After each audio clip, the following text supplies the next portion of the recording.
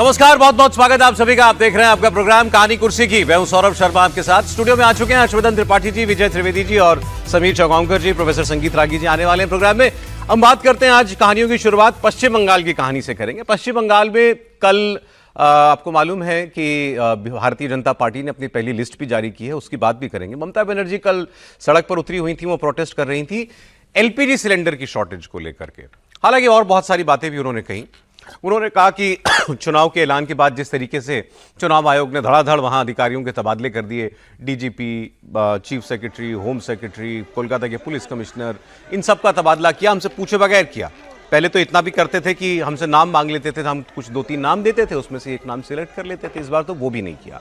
ये midnight strike बताई ममता बनर्जी ने चुनाव आयोग की। लेकिन इसके साथ ममता बनर्जी ने एक ऐसी बात कह दी जिससे उनके विरोधियों को वही चीज कहने का मौका मिल गया जो आरोप उन पर बार बार लगाया जाता है, मतलब चुनावी हिंसा का। ममता बनर्जी ने कहा कि इस बार हम बंगाल के चुनाव में ऐसा छक्का मारेंगे, ऐसा सिक्सर मारेंगे कि ये लोग कहेंगे कि अब कभी बीजेपी के साथ नहीं जाऊंगा, कभी बीजेपी नहीं कहूंगा। ये सीधा सीधा वो बीजेपी के समर्थकों के लिए कह रही थी। अब बीजेपी के वोटर थे, बीजेपी के कार्यकर्ताओं को वो ये इशारा कर रही थी। ये उनके विरोधी तो ये कह रहे हैं भाजपा वाले कि ये सीधी सीधी खुली धमकी है।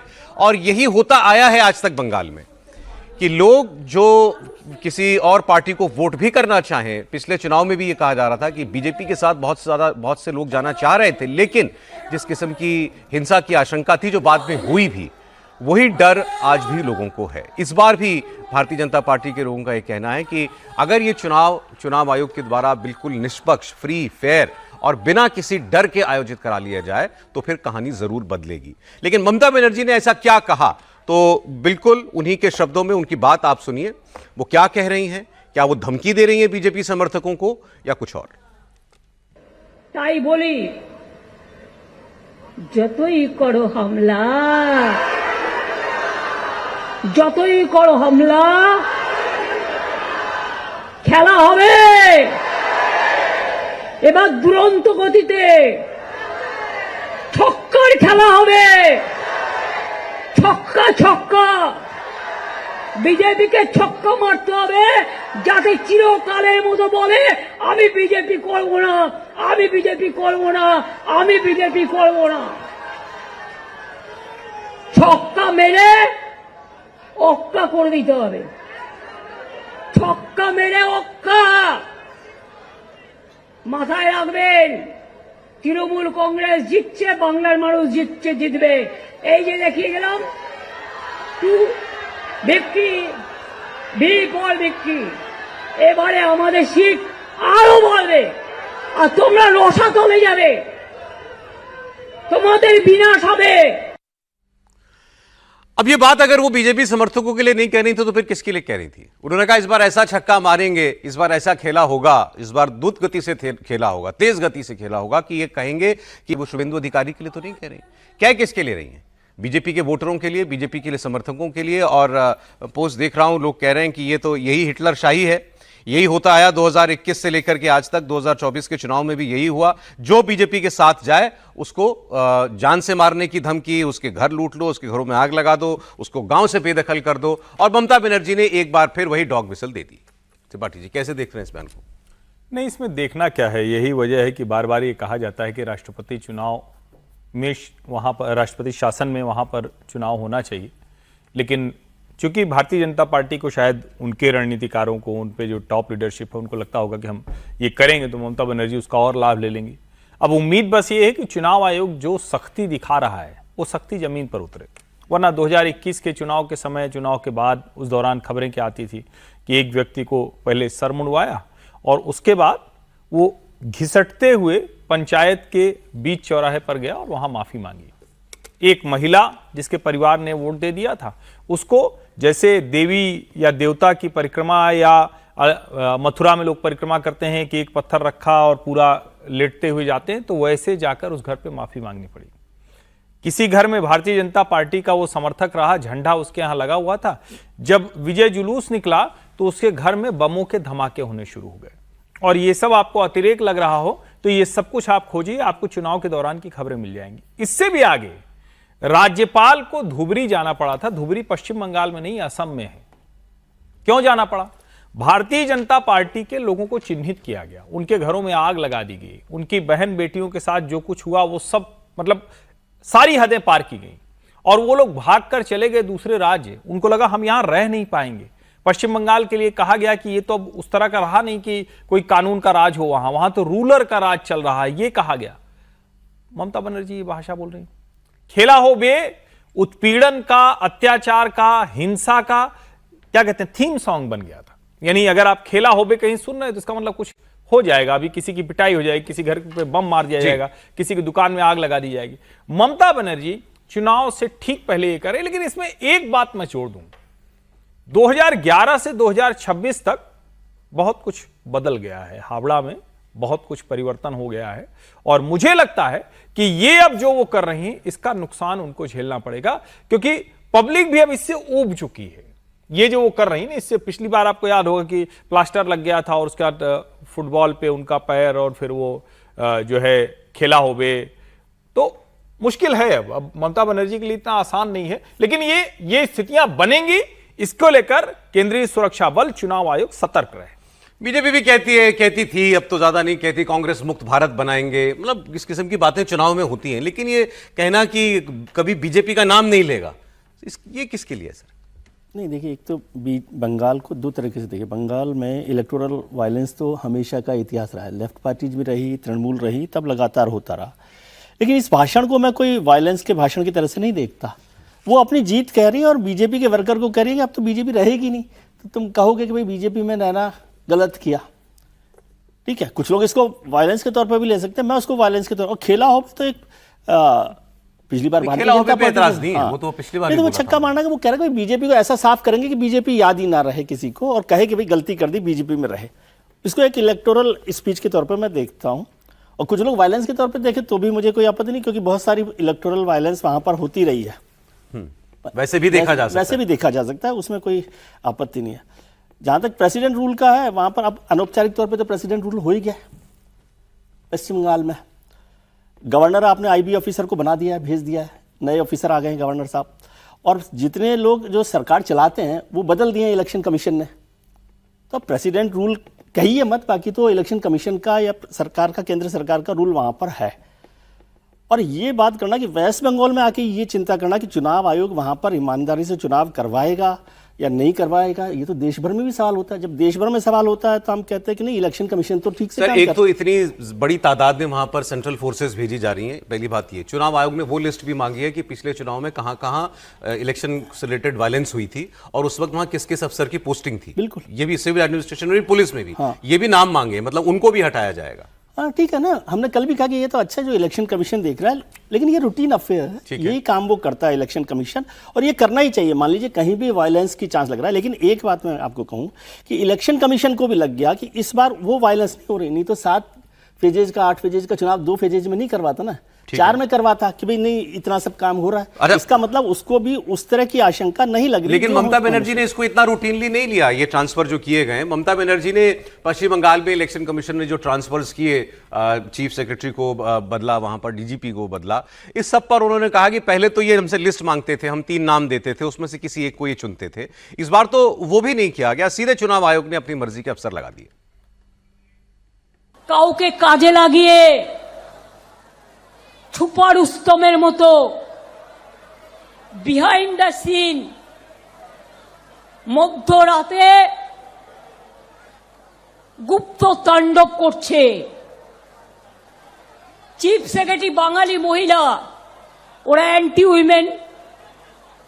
আগে নিয়ম ছিল আমাদের স্টেট গভর্নমেন্টের কাছে লিস্ট চাইতেন, আমরা 3টে করে নাম পাঠাতাম, তার থেকে ওনারা সিলেক্ট করতেন। আর বিজেপিকে সন্তুষ্ট করার জন্য যে দেশে প্রধানমন্ত্রী নিজে, আমি শুনেছি মিটিংয়ে বলেন চুন চুনকে মারেঙ্গে, আমি ওনাকে বলি দেশকে আপনি কি করে রক্ষা করবেন? আপনার মুখে এটা শোভা পায় না। वो कह रही है मोदी जी की बयान गिला रही है कि आपको शोभा नहीं देते ऐसे शब्द, और जो शब्द अभी उन्होंने बोले कि बीजेपी का नाम लेने वाला नहीं मिलेगा। देखिए, 2-3 चीजें हैं। एक तो चुनाव आयोग ने जो बदलाव किया है एडमिनिस्ट्रेशन, कल मैं एसवाई कुरैशी को सुन रहा था और उन्होंने कहा कि हमने गुजरात के चुनाव में भी 200 से ज़्यादा अफसरों को बदला था और 2007 के चुनाव में, 2011 के चुनाव में हमने बदलाव किया था और बड़े बड़े बड़े स्तर पर बदलाव किया था। दूसरा, उनसे एक चीज़ पूछा गया कि भाई ये जो मॉनिटर करने के लिए जो लोग गए थे, केंद्र सरकार ने भेजा था, क्या आप लोग पहले भेजते थे ऐसा? तो कहा बिल्कुल भेजा करते थे, हम अन्य राज्यों से आईपीएस ऑफिसर को भेजा करते थे उस समय।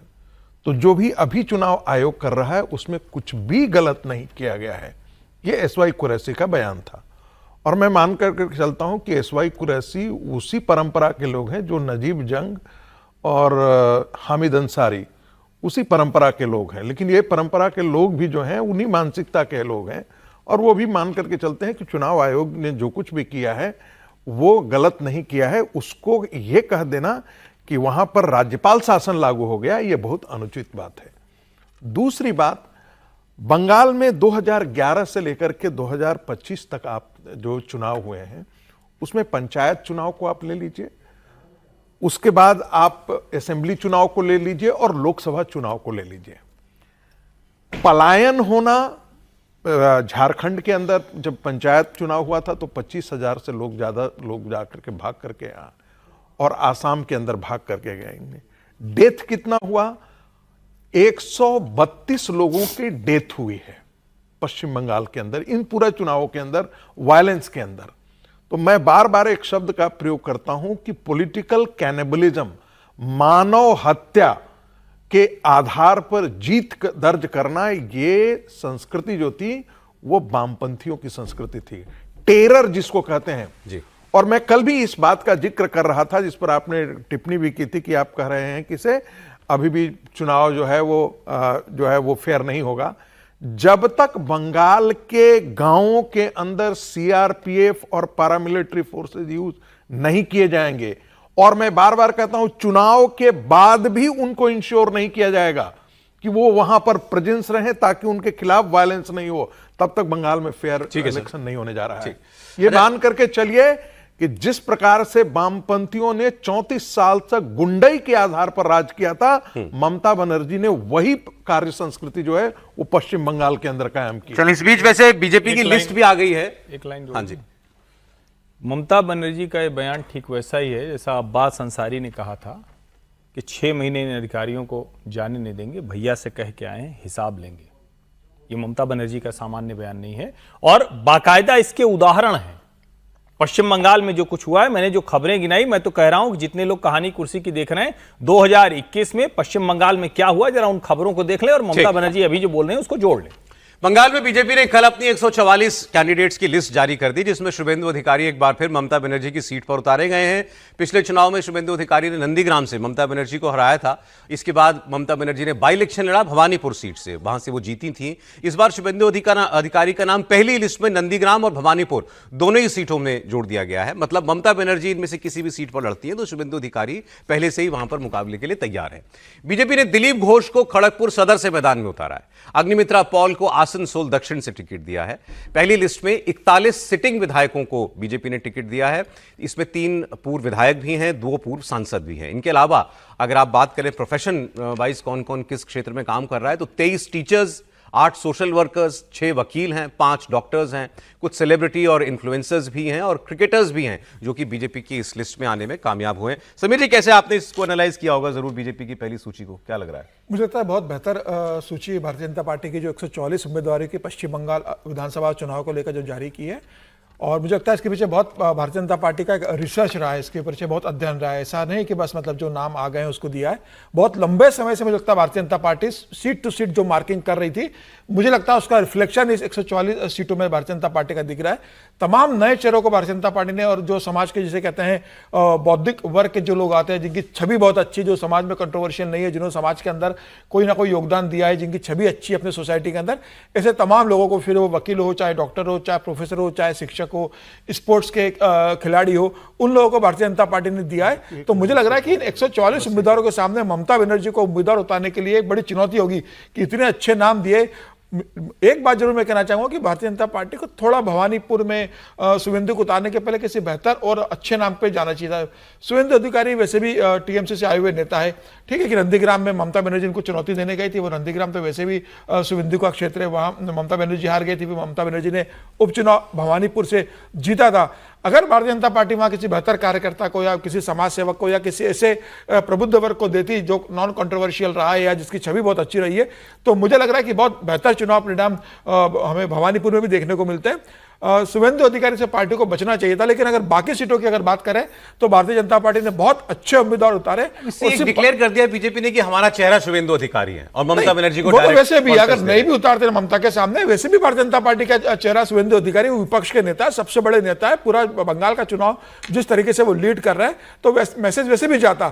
लेकिन इसके अलावा केरल की जो सूची है वो भी बहुत अच्छी भारतीय जनता पार्टी ने उम्मीदवार दिए। जो केरल की जो सूची आई है पहली भारतीय जनता पार्टी की, वहां भी रिसर्च भारतीय जनता पार्टी का दिख रहा है। सर अब एक चीज जोड़ देना चाहता हूं कि 2024 जैसे अभी ये समीर जी कह रहे थे कि वो भवानीपुर इतना सेफ सीट नहीं रह गया। 2024 का यदि लोकसभा चुनाव के अंदर जो उस कॉन्स्टिट्यूएंसी के अंदर भवानीपुर जिसमें आता है, तो भवानीपुर में तृणमूल कांग्रेस का लीड मात्र 8,000 वोटों का था भारतीय जनता पार्टी से। तो उस लीड को कम करने में भारतीय जनता पार्टी को 4,000 वोट की तो जरूरत है, वो वहां पर भी हरा सकती है। और दूसरी बात मैं कहना चाहता हूं, पिछली बार जब टिकट वितरण किया गया था तो तृणमूल कांग्रेस से आए हुए लोगों की बाढ़ लग गई थी। इस बार जो है वो चाहे दूसरी पार्टी से ज्यादा नहीं, जो इस बार सुनील बंसल की छाप वहां पर दिखती है। अखिल भारतीय विद्यार्थी परिषद से जुड़े हुए लोग जो संगठन में पहले से काम कर रहे थे उनको टिकट दिया गया है। बंगाल के अलावा एक खबर असम के चुनाव से आई है टीएमसी के हवाले से। टीएमसी ने कहा है हम 51 सीटों पर असम में भी चुनाव लड़ेंगे। तो ममता बनर्जी बंगाल में तो किसी सहयोगी को कोई सीट शेयरिंग में हिस्सा देती नहीं है। बंगाल में क्या वो उम्मीद करेंगे कि कांग्रेस पार्टी जो है वो उनके लिए कुछ सीटें खाली करे? मुझे तो नहीं लगता कि कांग्रेस वहां भी उनके लिए कोई रियायत करेगी। नहीं, कई जगह जलील होने के बाद नहीं, मुझे नहीं लगता कि कांग्रेस कोई रियायत वहाँ पर कर रही है। और ममता जी को लग रहा है कि अपना थोड़ा सा विस्तार किया जाए, असम में भी कुछ हो जाए तो बेहतर है। और कांग्रेस को वो समझ रहे होंगे कि कहाँ कमज़ोर किया जा सकता है या कहाँ कमज़ोर है। संभावना मुझे बहुत कम लग रही है कि असम में कांग्रेस जो है भारतीय तृणमूल कांग्रेस को जगह देगी। अब ये तो सवाल ये भी हो सकता है तृणमूल कांग्रेस जगह दे रही है कि नहीं दे रही है ममता उनको, कांग्रेस को, वो तो चुनाव के बाद पता चलेगा आपको। असम की बात कर रहे हैं या बंगाल की? असम में भी मेन ममता बनर्जी होगी। बंगाल में कहाँ कांग्रेस चुनाव लड़ रही है? ये भी ठीक है सर, ये भी ठीक है। राज्यसभा इलेक्शन की आपको हेडलाइन बता दें। राज्यसभा की 37 सीटों के लिए चुनाव जो हुए उसमें एनडीए को बड़ी कामयाबी मिली। इसके बाद अब ऊपरी सदन में मतलब राज्यसभा में एनडीए को स्पष्ट बहुमत भी मिल गया है। बीजेपी 103 सीटों के साथ पहले भी सबसे बड़ा दल थी, सबसे बड़ी पार्टी थी। अब इन जो नए परिणाम आए हैं इसके बाद पार्टी की स्थिति और मजबूत हुई है। बीजेपी और उसके सहयोगियों की सीटें बढ़कर 135 हो गई हैं। जिन 11 सीटों के लिए कल वोट डले उसमें एनडीए ने 9 सीटें जीती। बिहार और ओडिशा में एक एक अतिरिक्त सीट जीतकर उन्होंने आप कह सकते हैं कि एक एक्स्ट्रा बोनस सीट भी ले ली। और हरियाणा में कांटे की टक्कर जरूर थी इसके बाद भी, लेकिन सीट मिली एक ही, एक दूसरी सीट कांग्रेस पार्टी ही जीत पाई। 26 सीटों पर निर्विरोध चुनाव हुए थे जिनमें एनडीए को 13 सीटें मिली हैं।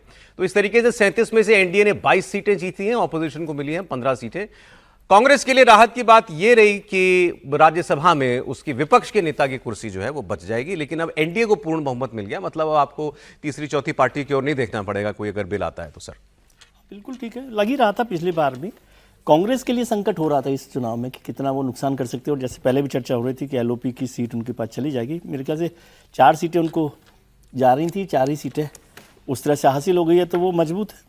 और भारतीय जनता पार्टी मतलब बिल के लिए जरूरी नहीं है लेकिन मजबूत हो जाती है राज्यसभा। अक्सर यही होता है कि रूलिंग पार्टी, अब 11 साल हो गए ना, एक्चुअली क्या होता है कि जब पहली बार सरकार बनती है तब आप माइनॉरिटी में रहते हैं जी, फिर लगातार, और अब तो 20 राज्यों 22 राज्यों में आपकी सरकार है तो बहुमत लगातार बढ़ता जाता है राज्यसभा चुनावों में और अब मजबूत हो गई है। तो इसको हम लोग ये भी देख रहे हैं, बहुत सारे जो विश्लेषक है वो कह रहे हैं कि नवंबर में भारतीय जनता पार्टी की सरकार केंद्र में कोई बड़े बिल को लेकर आ सकती है। अब जब राज्यसभा में स्पष्ट बहुमत हो गया है तो जो खासतौर से यूसीसी को लेकर जो चर्चा लगातार चल रही थी, या कुछ और महत्वपूर्ण एजेंडा दिक्कत हो तो इनको वैसे भी अब तक नहीं हुई, उसमें कोई हो नहीं। हाँ, वही कह रहा हूं कि अब अपने नंबर ही कंफर्ट हो गया। 2024 से लेके जब 2014 में नरेंद्र मोदी की सरकार आई थी तब राज्यसभा में तो भारतीय जनता पार्टी का बहुमत नहीं था, लेकिन 2014 से लेकर 2026 तक का आप समय बता दीजिए कि एक भी बिल राज्यसभा में बहुमत न होने के कारण गिरा। बात कह रहे हैं, आर्टिकल वही कह रहा हूं, 370 जैसा वही- बिल भारतीय जनता पार्टी ने बिना राज्यसभा में बहुमत के पास करा लिया, और तमाम बिल पास करा लिए। तो भारतीय जनता पार्टी का जो फ्लोर मैनेजमेंट वो इतना शानदार है कि भारतीय जनता पार्टी को कोई दिक्कत नहीं आई। और अब तो भारतीय जनता पार्टी के खुद के 106 हो गए, एनडीए के 139 हो गए। तो भारतीय जनता पार्टी को न लोकसभा में दिक्कत है न राज्यसभा के दिक्कत है। तमाम आराम से भारतीय जनता पार्टी अपने पास की चिंता कांग्रेस को करना चाहिए कि 5-5 विधायक आपके अगर क्रॉस वोटिंग कर रहे हैं। दो बिल हैं, एक तो money bill, finance bill, money bill और ऑर्डिनरी बिल। 3 पर तो सामान्य बहुमत की जरूरत होती है, उसमें तो कोई दिक्कत नहीं होगी। जहां तक कॉन्स्टिट्यूशन अमेंडमेंट बिल है उसमें तो 2/3 मेजोरिटी की जरूरत होती है। तो वहां पर जरूर जो है वो भारतीय जनता पार्टी को बाकी लोगों को भी साथ में ले चलने की आवश्यकता पड़ेगी, क्योंकि जब तक वो नहीं है, स्पेशल मेजोरिटी के जहां तक सवाल आ जाते हैं तो उसमें तो आपको जरूरत अब वो तो पड़ने की राज्यसभा पड़ेगी। में किसी भी एक पार्टी के पास होना बड़ी मुश्किल बात है। राज्य में क्या, लोकसभा में भी आज के दिन में भी मैनेज करना पड़ता है। डेमोक्रेटिक सिस्टम में सबको साथ लेकर चलना कोई बहुत अपराध वाली बात थोड़ी है। सबको अपराध साथ नहीं, लेकर सर। चलना साथ चाहिए। चलने को तैयार भी तो होना चाहिए। तैयार तो हो नहीं, ना। वो एक अंकुश के तौर पर भी काम में आता है। नहीं तो दोनों जगह आप पूरी मेजोरिटी 2/3 मेजोरिटी में रहे तो फिर तो कुछ भी कर सकते हैं। जो 2 हेडलाइन है उसकी मैं सोचा था चर्चा होगी, हुई ही नहीं। क्या राहुल और तेजस्वी का नेतृत्व शून्य साबित हुआ। आप पहुंच रहे थे वहां भी। पहुंच रहे हैं। हाँ, अब एक मिनट दिखा के आ जाता उसको हूं। कर लें जरा। बिहार की, आप शायद बिहार के बहाने बात करेंगे। बिहार में 6 विधायक हैं कांग्रेस के जो जीत के आए, 3 ने वोट नहीं किया उनके कैंडिडेट को। जिन्होंने वोट नहीं डाला उनमें से एक हैं कांग्रेस के सुरेंद्र कुशवाहा। इन्होंने इंडिया टीवी से बात की। हमारे सहयोगी ने पूछा इनसे, आपने क्यों आप अनुपस्थित रहे, क्यों अपनी पार्टी को वोट नहीं डाला? तो उन्होंने इसके 2 कारण बताए। पहला उन्होंने कहा हमको कैंडिडेट पसंद नहीं था, और दूसरा उन्होंने कहा कि पार्टी ने हमसे संपर्क ही नहीं किया, हमसे कोई राब्ता नहीं किया कि आपको भाई फला तारीख को फला कैंडिडेट के लिए वोट करना है, या इस तारीख को यहाँ रहिएगा, यहाँ मिलेंगे। कोई संपर्क हमसे नहीं था, और वैसे भी हमको कैंडिडेट पसंद नहीं था तो नहीं आए। जब एडी सिंह का नाम जब तेजस्वी जी जब लिए तो मैंने अपने मन में कहा, सोचा कि ये एडी सिंह का नाम कहाँ से आ गया। पहले तो बोल रहे थे कि मैं खुद लड़ूंगा, तो हम लोग सब लोग साथ में हिना जी के बारे में बोला गया, तब भी हम लोग खुश थे कि चलिए कम से कम आ रहे हैं। लेकिन जब से एडी सिंह का नाम आया तब से मैं धीरे धीरे वहाँ से बैक होना स्टार्ट मैं कर दिया था। हमारे पार्टी की तरफ से भी कोई निर्देश उस तरह का नहीं आया कि मैं महागठबंधन को मदद करना है। एक दिन पहले, चुनाव के एक दिन पहले राजेश राम का मैसेज आया कि महागठबंधन को मदद करनी है। लेकिन हमारे कृष्णा अलाउ जी का, उन्होंने पहले बात हुई थी और उन्होंने बताया था कि अपने सोच विवेक से, अपने विवेक से जो भी निर्णय लेना है आप लोग को लेना है। तो हमको भी तो कांग्रेस पार्टी की तरफ से उस तरह कोई आदेश नहीं आया था। राजेश राम का वही जो बता रहे थे आपको कि वो लोग मैसेज भेजे, फोन नहीं किए। फोन तो करनी चाहिए ना। मेरे पास में किसी का फोन नहीं आया, मात्र एक आदमी का फोन आया था, अखिलेश सिंह का।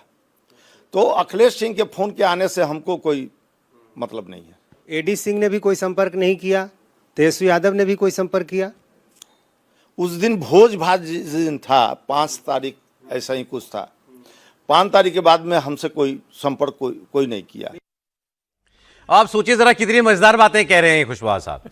कह रहे हैं उन्होंने अपनी पसंद का आदमी चुन लिया। प्रदेश अध्यक्ष फोन कर रहा है कि भाई महागठबंधन के कैंडिडेट को वोट डालना है। बोले नहीं, वो उनके अलावा हमको किसने फोन किया? तो उनको गिनती में नहीं ले रहे प्रदेश अध्यक्ष को। कृष्णा अल्लावरू वो चुनाव के प्रभारी थे भाई, चुनाव खत्म हो गया।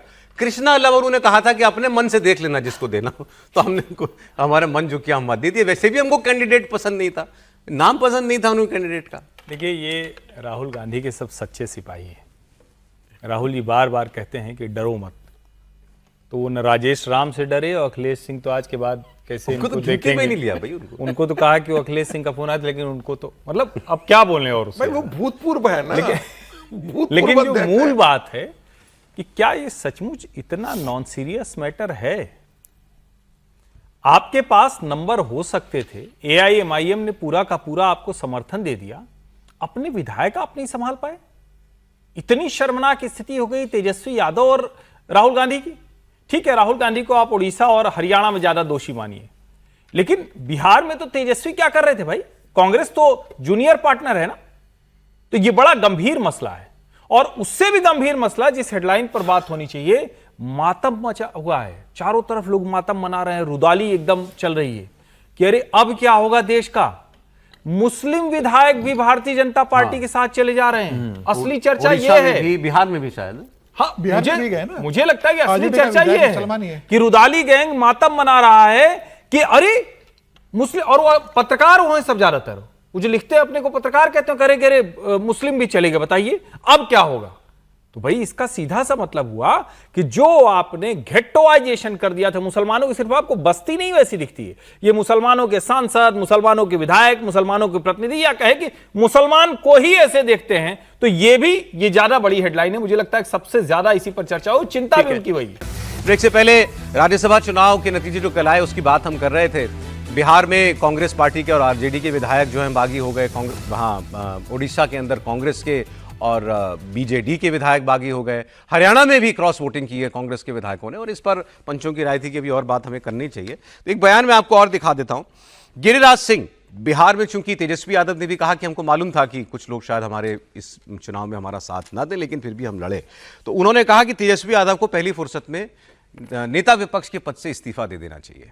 गिरिराज सिंह ने कहा कि कांग्रेस के विधायकों ने राहुल गांधी को भी आईना दिखाया है। अब सवाल यह है कि ये दोनों नेता अपनी पार्टी की बागडोर, अपनी पार्टी की लगाम कैसे टाइट करेंगे, कैसे कसेंगे। तेजस्वी यादव जी को विपक्ष के नेता पद पर से इस्तीफा कर देनी चाहिए। एक विधायक इनके ऊपर अविश्वास करे, ये दुर्भाग्यपूर्ण है। इंडी गठबंधन नाम का कोई चीज नहीं रहा। पार्टी के 19 विधायक और 4 ने आईना दिखाया राहुल गांधी को, 3 ने दिखाया, 4 ने दिखाया, आईना दिखाया कांग्रेस के विधायकों ने। अब जिस राहुल गांधी को रोज गैस का सिलेंडर लेकर के टोस्ट और कॉफी पी रहे हैं पार्लियामेंट के गेट पर, आज उनका पार्टी में ही राजनीतिक विश्वसनीयता खत्म हो चुका। इसलिए राहुल गांधी अपने आप को थिंक करें, सोचें कि आखिर ये पप्पू राहुल गांधी हैं या राहुल गांधी विपक्ष के नेता हैं। जो गिरिराज सिंह कह रहे हैं उसमें प्रॉब्लम यह है कि वो कह रहे हैं कि आपके साथ बड़ा बुरा हुआ राहुल गांधी के साथ तेजस्वी। उनको बुरा लगे तो, उनको तो बुरा लग ही नहीं रहा कि मेरे विधायक ने मुझे वोट नहीं दिया। क्यों सर? मुझे लग रहा है चुनाव जीतना हारना तो अलग बात है, लेकिन सीरियस मैटर है। नहीं, हारना जीतना नहीं, कि आप अपनी पार्टी को एकजुट करके नहीं रख पा रहे, और जो इलेक्शंस हैं उनको सीरियसली नहीं ले रहे। मतलब भारतीय जनता पार्टी के लिए कुछ कहे नहीं कहे, वो अपने विधायक नहीं उसके बाद भी सीट जीत रहे, इसका मतलब वो एक्सरसाइज कर रहे हैं ना। किस तरह से कर रहे हैं वो अलग इशू हो सकता है, लेकिन और आप इस पर भी कोई चिंता नहीं कर रहे कि आपके एमएलए चले गए, तो जब घर से एक एक ईंट निकालेंगे तो घर तो गिरेगा ही ना। ये सीरियस बात ये है कि इसका मतलब पार्टी एक्टिविटीज़ को, ऑर्गेनाइजेशन को, संगठन को, जैसे वो विधायक साहब कह रहे थे हम लोग बड़े ही मजाक उड़ा रहे, ऐसे थोड़ी होते हैं। राज्यसभा चुनावों में लोग एक एक की ड्यूटी लगा देते हैं लीडर्स की, कि भाई अपने एमएलए के लिए भी, कि कैसे उनको लाया जाएगा, कैसे वोट डाला जाएगा, सारी एक्सरसाइज होती है और उस पर नजर रहती है। मैं कल भी देख रहा था दिन भर, हालांकि हम लोगों ने तो कल परसों कहा ही था कि ये विधायकों का ऐसा ही होना है, कोई इतनी बड़ी बात नहीं थी, लेकिन उन पर नजर रखी जाती है, उनको ट्रेनिंग दी जाती है और कैसे वोट डालना है। सबने किया बिहार में, जेडीयू के विधायकों की, बीजेपी के विधायकों को। उसमें ऐसा होता है, इलेक्शन जब होते हैं राज्यसभा के, तो जो पार्टी का जो एजेंट, पार्टी का जो एजेंट होता है, वो ये सिस्टम में है, पार्टी का जो एजेंट होता है वो वहां बैठा होता है और आपको वोट दिखाकर देना होता है।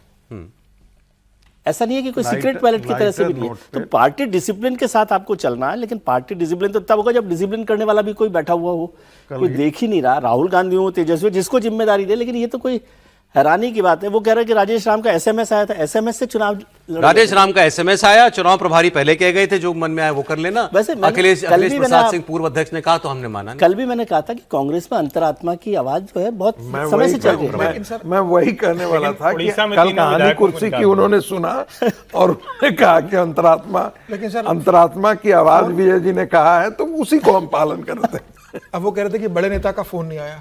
अब राहुल गांधी ने तो भूपेन बोरा को फोन किया था असम में जो पार्टी छोड़ने वाले थे, उसके बाद भूपेन बोरा रुके क्या? 15 मिनट समझा, उसके बाद नहीं रुके। तो राहुल गांधी के फोन करने पर भी अगर नेता नहीं रुक रहे हैं तो फिर कृष्णा अल्लवरू और फिर राजेश राम जी की क्या हैसियत पार्टी के अंदर? और राहुल गांधी से भूपेन बोरा नहीं, रुकना नहीं रुकना अलग बात है, लेकिन एक्सरसाइज करना वो वही ऐसे तो खुशवाहा जी प्रधानमंत्री कांग्रेस भी के टिकट के लिए बात करते हैं। सही नहीं बात लेता है, वो सोचे कितनी अटपटी बात है कि चुनाव से एक दिन, चुनाव में किसी ने कोई संपर्क नहीं किया। एक दिन पहले प्रदेश अध्यक्ष एसएमएस करके कह रहे हैं कि भाई ये महागठबंधन वाले को वोट दे देना। बहुत बड़ी पार्टी हो गए, 6 विधायक, आपके विधायक दल का नेता भी तक तय नहीं कर पाए। आप विधायक दल का नेता तो बनाते हैं, 4 महीने से आपका विधायक दल का नेता नहीं बिहार के अंदर। कौन विधानसभा में लीड करेगा आपको मालूम नहीं है। विधायकों को बुलाकर राहुल गांधी मिलते नहीं है। एक बार जरा रवनीत बिट्टू ने भी इस पर रिएक्ट किया। रवनीत बिट्टू को भी इसी सत्र में, बजट सत्र के पहले हिस्से में राहुल गांधी ने पार्लियामेंट के गेट पर ही कह दिया था, here comes my traitor friend, गद्दार कह दिया था। बड़ा मामला बना था, वो बहुत उछाला उसको बीजेपी ने। बिट्टू भी बड़े नाराज हुए थे। अब उन्होंने कहा कि राहुल जी को अब पता लगा होगा कि गद्दार क्या होता है। हर राज्य में गद्दार बैठे हैं उन्हीं की पार्टी के अंदर। शब्द कहने का बहुत शौक है ना, अब उसे पता लगा हर स्टेट में उनके जो लोग हैं, जो राहुल गांधी की लेफ्ट राइट जो लोग रहते थे, वो आज वोट कांग्रेस को, मतलब शरीर को अलग अलग हिस्से जो आज छोड़ गए। अब पता लगा राहुल गांधी को भी ट्रेटर क्या कहते हैं, किसको कहते हैं। ये हैं ट्रेटर आपके, उनको संभालो। हम तो अलग दूसरी पार्टी में हैं, डंके की चोट पे हैं। जो आपकी पार्टी के साथ आपके लोग हैं, उनको भी आपके पास आपका विश्वास नहीं है, और इसीलिए वो रोज कहीं ना कहीं और जाके वोट करते हैं और जाके विश्वास करते हैं। अच्छा, ये कोई कांग्रेस के साथ पहली बार नहीं हुआ। ये तो चलिए विधायक हैं, कांग्रेस के बड़े बड़े नेता, राहुल गांधी के कोठरी के नेता, राहुल गांधी के दोस्त कहे जाने वाले ऐसे बड़े बड़े नेता, वो चले गए बीजेपी जाके ज्वाइन कर ली। एक आध तो सरकार भी ले गए अपने साथ जाते जाते, लेकिन राहुल गांधी ने कभी लोड नहीं लिया इसका। लेकिन अब ऐसे कितने दिन चलेगा? ये भी बताया जाता है कि राहुल गांधी ऐसे भी कहा करते हैं पार्टी की मीटिंग्स में, या कहते थे कि मुझे फर्क नहीं पड़ता, जिसको जाना है जाए, ये लड़ाई जो लड़ सकता है वही लड़े, जो मेरे साथ चल सकता है वही चले। चलने वाला कोई साथ बचेगा तो फिर आप पार्टी चलाएंगे ना। अगर यूं ही एक इक्का दुक्का करके भी लोग छिटकते गए, जैसे आप कह रहे थे, एक एक ईंट निकलती गई, तो किसी दिन तो घर ढह जाएगा। इसकी चिंता किसी को तो पार्टी में करनी होगी। अब त्रिपाठी जी बोलिए, आपको पूरा मौका। नहीं, किस चीज की चिंता करें भाई? आप लोग इतनी चिंता करा दे रहे हैं, किस चीज की चिंता करें? पार्टी का टिकट किसको देना है, पार्टी लड़ाना किसको है, उसका जीत जाए तो उसको बचाने पर भी चिंता करें। वो सोचिए, वो आदमी कह रहा है कि अल्लाहवरू ने फोन किया था, जिसने टिकट दिलाया था उसने फोन किया था, अब आपने उसको हटा दिया तो क्या करें? यानी कम्युनिकेशन टूट गया, उसका संपर्क ही नहीं हो पा रहा है सही आदमी से। मूल बात यह है कि कांग्रेस पार्टी एडहॉकिज्म पर चल रही है। मतलब जिसको अंग्रेजी में कहते हैं ना कि they are not serious about politics. उनको लगता है कि ये ठीक है भाई, हम हैं, चलो हमने जो कह दिया हो जाएगा। और उनके मन में एक कल्पना है कि आज नहीं तो कल भारत की जनता तय करेगी कि गांधी परिवार कहां है, हमारा प्यारा गांधी परिवार। उस उम्मीद में वो बैठे हुए, उनको कुछ करना नहीं है। बड़े घर के लोग करते नहीं है सर, आप बेवजह कर अपने आप क्यों देते हैं? देखिए, मेहमान जब रम जाते हैं ना प्रोग्राम में, अगली खबर का क्यों अपने आप दिया? गांधी परिवार गांधी परिवार केवल वही नहीं है जो 10 जनपथ में या सुनहरी बाग में बैठता है। गांधी परिवार और भी है। गांधी परिवार वरुण गांधी भी कहलाते हैं। तो वरुण गांधी की एक तस्वीर आ जाए, उन्होंने शेयर की प्रधानमंत्री नरेंद्र मोदी से उनके पूरे परिवार समेत उनकी मुलाकात की तस्वीर। ये आप उसको में आप देख रहे हैं। अब ये इसमें क्या खास है? वैसे तो कुछ नहीं, लोग मिलते हैं प्रधानमंत्री से, उनके पार्टी के लोग परिवार के सदस्यों के साथ जाकर के भी मिलते हैं। लेकिन वरुण गांधी का स्टेटस जो है वो अभी क्वेश्चन मार्क में है, और ये बड़े समय से क्लियर नहीं हो रहा है। एक वक्त वरुण गांधी, अब ये बात खैर बहुत पुरानी हो गई, वरुण गांधी को उत्तर प्रदेश में लीडरशिप के तौर पर कभी प्रोजेक्ट किया जाता था, ऐसा उनके बारे में सोचा जाता था, या सेंटर में एक बड़ी मजबूत भूमिका में उनको देखा जाता था। लेकिन वरुण गांधी पता नहीं कब जो है वो गायब हो गए, साइड लाइन हो गए, अपने किए से हो गए या कर दिए गए, खैर जो भी हो। लेकिन कई दिनों के बाद एक प्रधानमंत्री के साथ तस्वीर के जरिए उन्होंने ये बताने की कोशिश की है कि मैं भी हूं, इससे ज्यादा भी कुछ है इस तस्वीर में? देखिए, मैंने तो जो इसको देखने के बाद लिखा था, फिर से बोल देता हूँ विस्तार से कि अहंकार नहीं चलता है, गांधी परिवार का भी अहंकार नहीं चलता है। जैसे राहुल को अहंकार है, वैसे वरुण गांधी को भी अहंकार है कि मैं नेहरू जी के परिवार से, इंदिरा जी, संजय गांधी मेरे पिता, और वो ये मानते हैं। 2012 में भारतीय जनता पार्टी इनको मुख्यमंत्री पद के मतलब सीधे सीधे चाहती थी कि ये मुख्यमंत्री बने। उस वक्त संघ के लोग भी इनको बड़ी भूमिका में देखना चाहते थे और उनको लगता था कि इनको आगे बढ़ाना चाहिए। कमाल की बात यह कि उस वक्त ये नरेंद्र मोदी को कैसे देखते थे, वो गुजरात से आगे का नेता नहीं देखते थे। वो मानते थे कि बस गुजरात तक हो गए बहुत है, उसके ऊपर क्या होंगे। और उसके पीछे उनकी सोच क्या थी कि अरे भाई ये तो नरेंद्र मोदी हैं, जो अक्सर चर्चा में होता है कि भाई वो तो घांची तेली समाज से आने वाले व्यक्ति हैं, तो कहां पूरे देश में इतना बड़ा नेता हो जाएंगे। फिर जब सबसे कठिन समय रहा बीजेपी के लिहाज से, नैरेटिव के लिहाज से, तो यही वरुण गांधी सबसे ज्यादा हमलावर रहे। बाकायदा अखबारों में लेख लिख कर जब किसान आंदोलन कर रहे थे तो सरकार के खिलाफ ये रुख अपनाए हुए थे। पार्टी में साइडलाइन हो गए, कोई भूमिका नहीं रह गई। अब इनको लग रहा है कि अब एकदम खत्म हो जाएगा, तो इनको लगा कि चलो ठीक है, अब फिर से करना चाहिए, तो इन्होंने बाकायदा रिक्वेस्ट की। आगे की खबर सीधे समीर जी बताएंगे। है खबर सर, इसके आगे भी कोई खबर? हाँ सर, एक लाइन जोड़ दूं। किसान आंदोलन के समय सिर्फ इतना ही नहीं किया कि लिख करके, जितने भी उधर के एक उस समय फार्मर्स के लिए एक मैनिफेस्टो बनाया गया था। हाँ। और उस मैनिफेस्टो को लिखने वाला कौन व्यक्ति था? ये वरुण गांधी थे। कांग्रेस के एक बहुत बड़े कैबिनेट मंत्री के बारे में इनकी भाषा गाली गलौज की थी। प्रधानमंत्री के लिए अपशब्दों का प्रयोग करते थे बातचीत में। एक जाट नेता ने मुझे बताया ये बात। और कुछ भी ऐसा नहीं था जिसको कहा जा सकता है एरोगेंस, जिसको कहते हैं कि अपनी चरम सीमा पर था, जिसके बारे में अभी बातचीत की जा रही है ना। अभी उन्होंने कहा कि पितृवत स्नेह और मार्गदर्शन उनसे मिला। ये तब हो रहा है जब आप राजनीति के हाशिए पर आप चले गए हैं। एक समय था कि उत्तर प्रदेश के चुनाव में, जो 22 का चुनाव था, उसमें वो भारतीय जनता पार्टी को डैमेज करने के लिए कोई कसर नहीं छोड़ रखी थी उन्होंने। 24 में भी उन्होंने वही काम किया था। फिर भी प्रधानमंत्री कई बार यही लगता है कि क्या ऐसे ही लोगों को पुरस्कार मिलता है क्या? इसीलिए मैंने कहा समीर जी खबर देंगे। नहीं, अब इसमें आगे तभी बढ़ा जाए अगर आप लोगों को लगता हो कि राहुल गांधी की राजनीति में अभी कोई जान बाकी है, नहीं तो फिर आगे वरुण गांधी।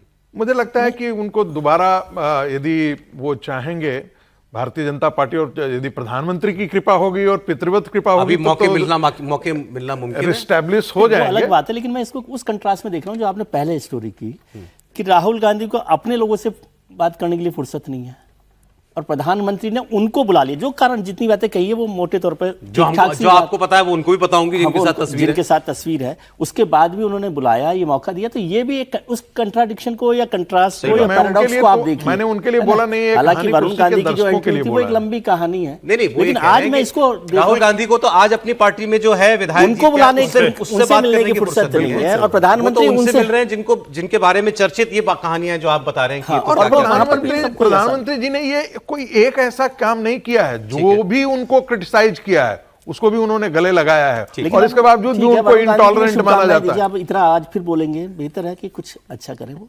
युवा नेता। चलें, अच्छा ठीक। आगे एक खबर आपको बताते हैं। अभी पीछे कुछ हफ्ते पहले सरकार ने वंदे मातरम को लेकर के जो गाइडलाइंस थी, जो उसका प्रोटोकॉल था, वो बदला था। उसका दर्जा एक किस्म से राष्ट्रगान के बराबर कर दिया गया। यह हुआ कि विधानसभा, पार्लियामेंट जहां पर भी राष्ट्रगान होगा वहां पर राष्ट्रगीत भी गाया जाएगा। तो तेलंगाना विधानसभा का बजट सत्र शुरू हुआ और सत्र के पहले दिन वंदे मातरम और जनगण मन दोनों से शुरुआत हुई। तो जैसे ही वंदे मातरम शुरू हुआ, AIMIM के विधायक जो हैं वो वहां पर वॉकआउट करके चले गए, यह आरोप लग रहा है। विधानसभा के सत्र की शुरुआत जनगण मन और वंदे मातरम दोनों से की गई थी और MIM को छोड़कर बाकी सारे दलों के विधायक वहां पर मौजूद रहे। सिर्फ AIMIM के विधायक वहां से उठ करके चले गए। इसको लेकर बीजेपी अब असदुद्दीन ओवैसी को घेर रही है और उनसे राष्ट्रगीत के अपमान का उन पर आरोप लगा रही है। People of Telangana or Hyderabad, they insulted the total nation. They are exposed before the people of this country. And just because they boycotted the Vande Mataram song when it was sung in the Assembly of Telangana, it is very clear that the party has decided not to participate not to sing the Vande Mataram song. It is an insult to the nation. It is an insult to the people of this country. It is not only insult, it is the most communal, they are exposed as most communal party. They have no faith, they have no belief in India. They are only loyal to the Islam. They are not loyal to this country. वैसे ये जो हुआ है इसमें कोई हैरानी नहीं है, ये किसी न किसी दिन होना ही था। अब ये शुरुआत तेलंगाना से हुई, वरना आपको देश के पार्लियामेंट में भी दिखाई दे जाता। जब भी अगला सत्र हो सकता है तब आपको दिखाई दे जाए।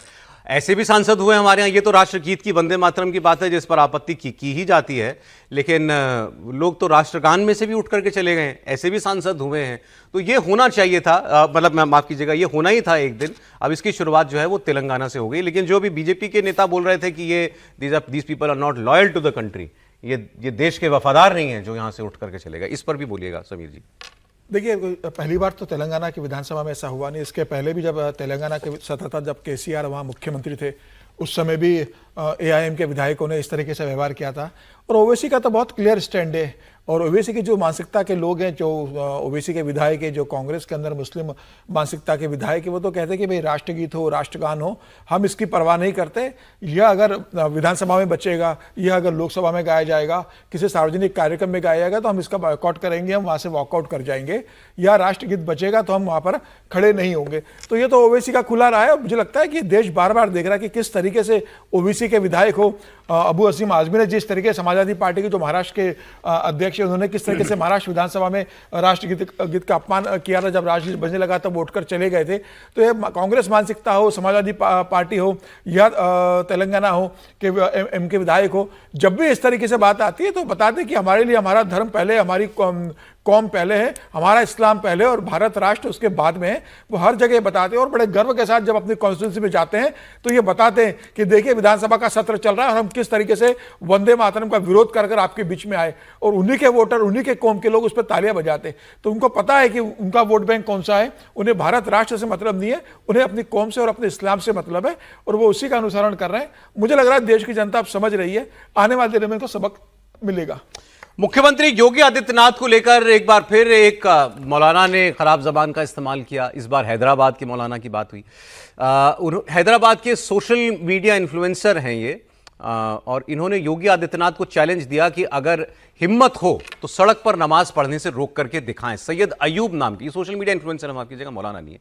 इन्होंने कहा है कि यूपी के मुसलमानों को ईद पर सड़क पर नमाज पढ़ने के लिए उकसाया जा रहा है। और इन्होंने ये भी कहा कि अब योगी जी ने ये चुनौती दी है कि किसी को पढ़ने नहीं देंगे तो फिर हम पढ़ के दिखाएंगे भी।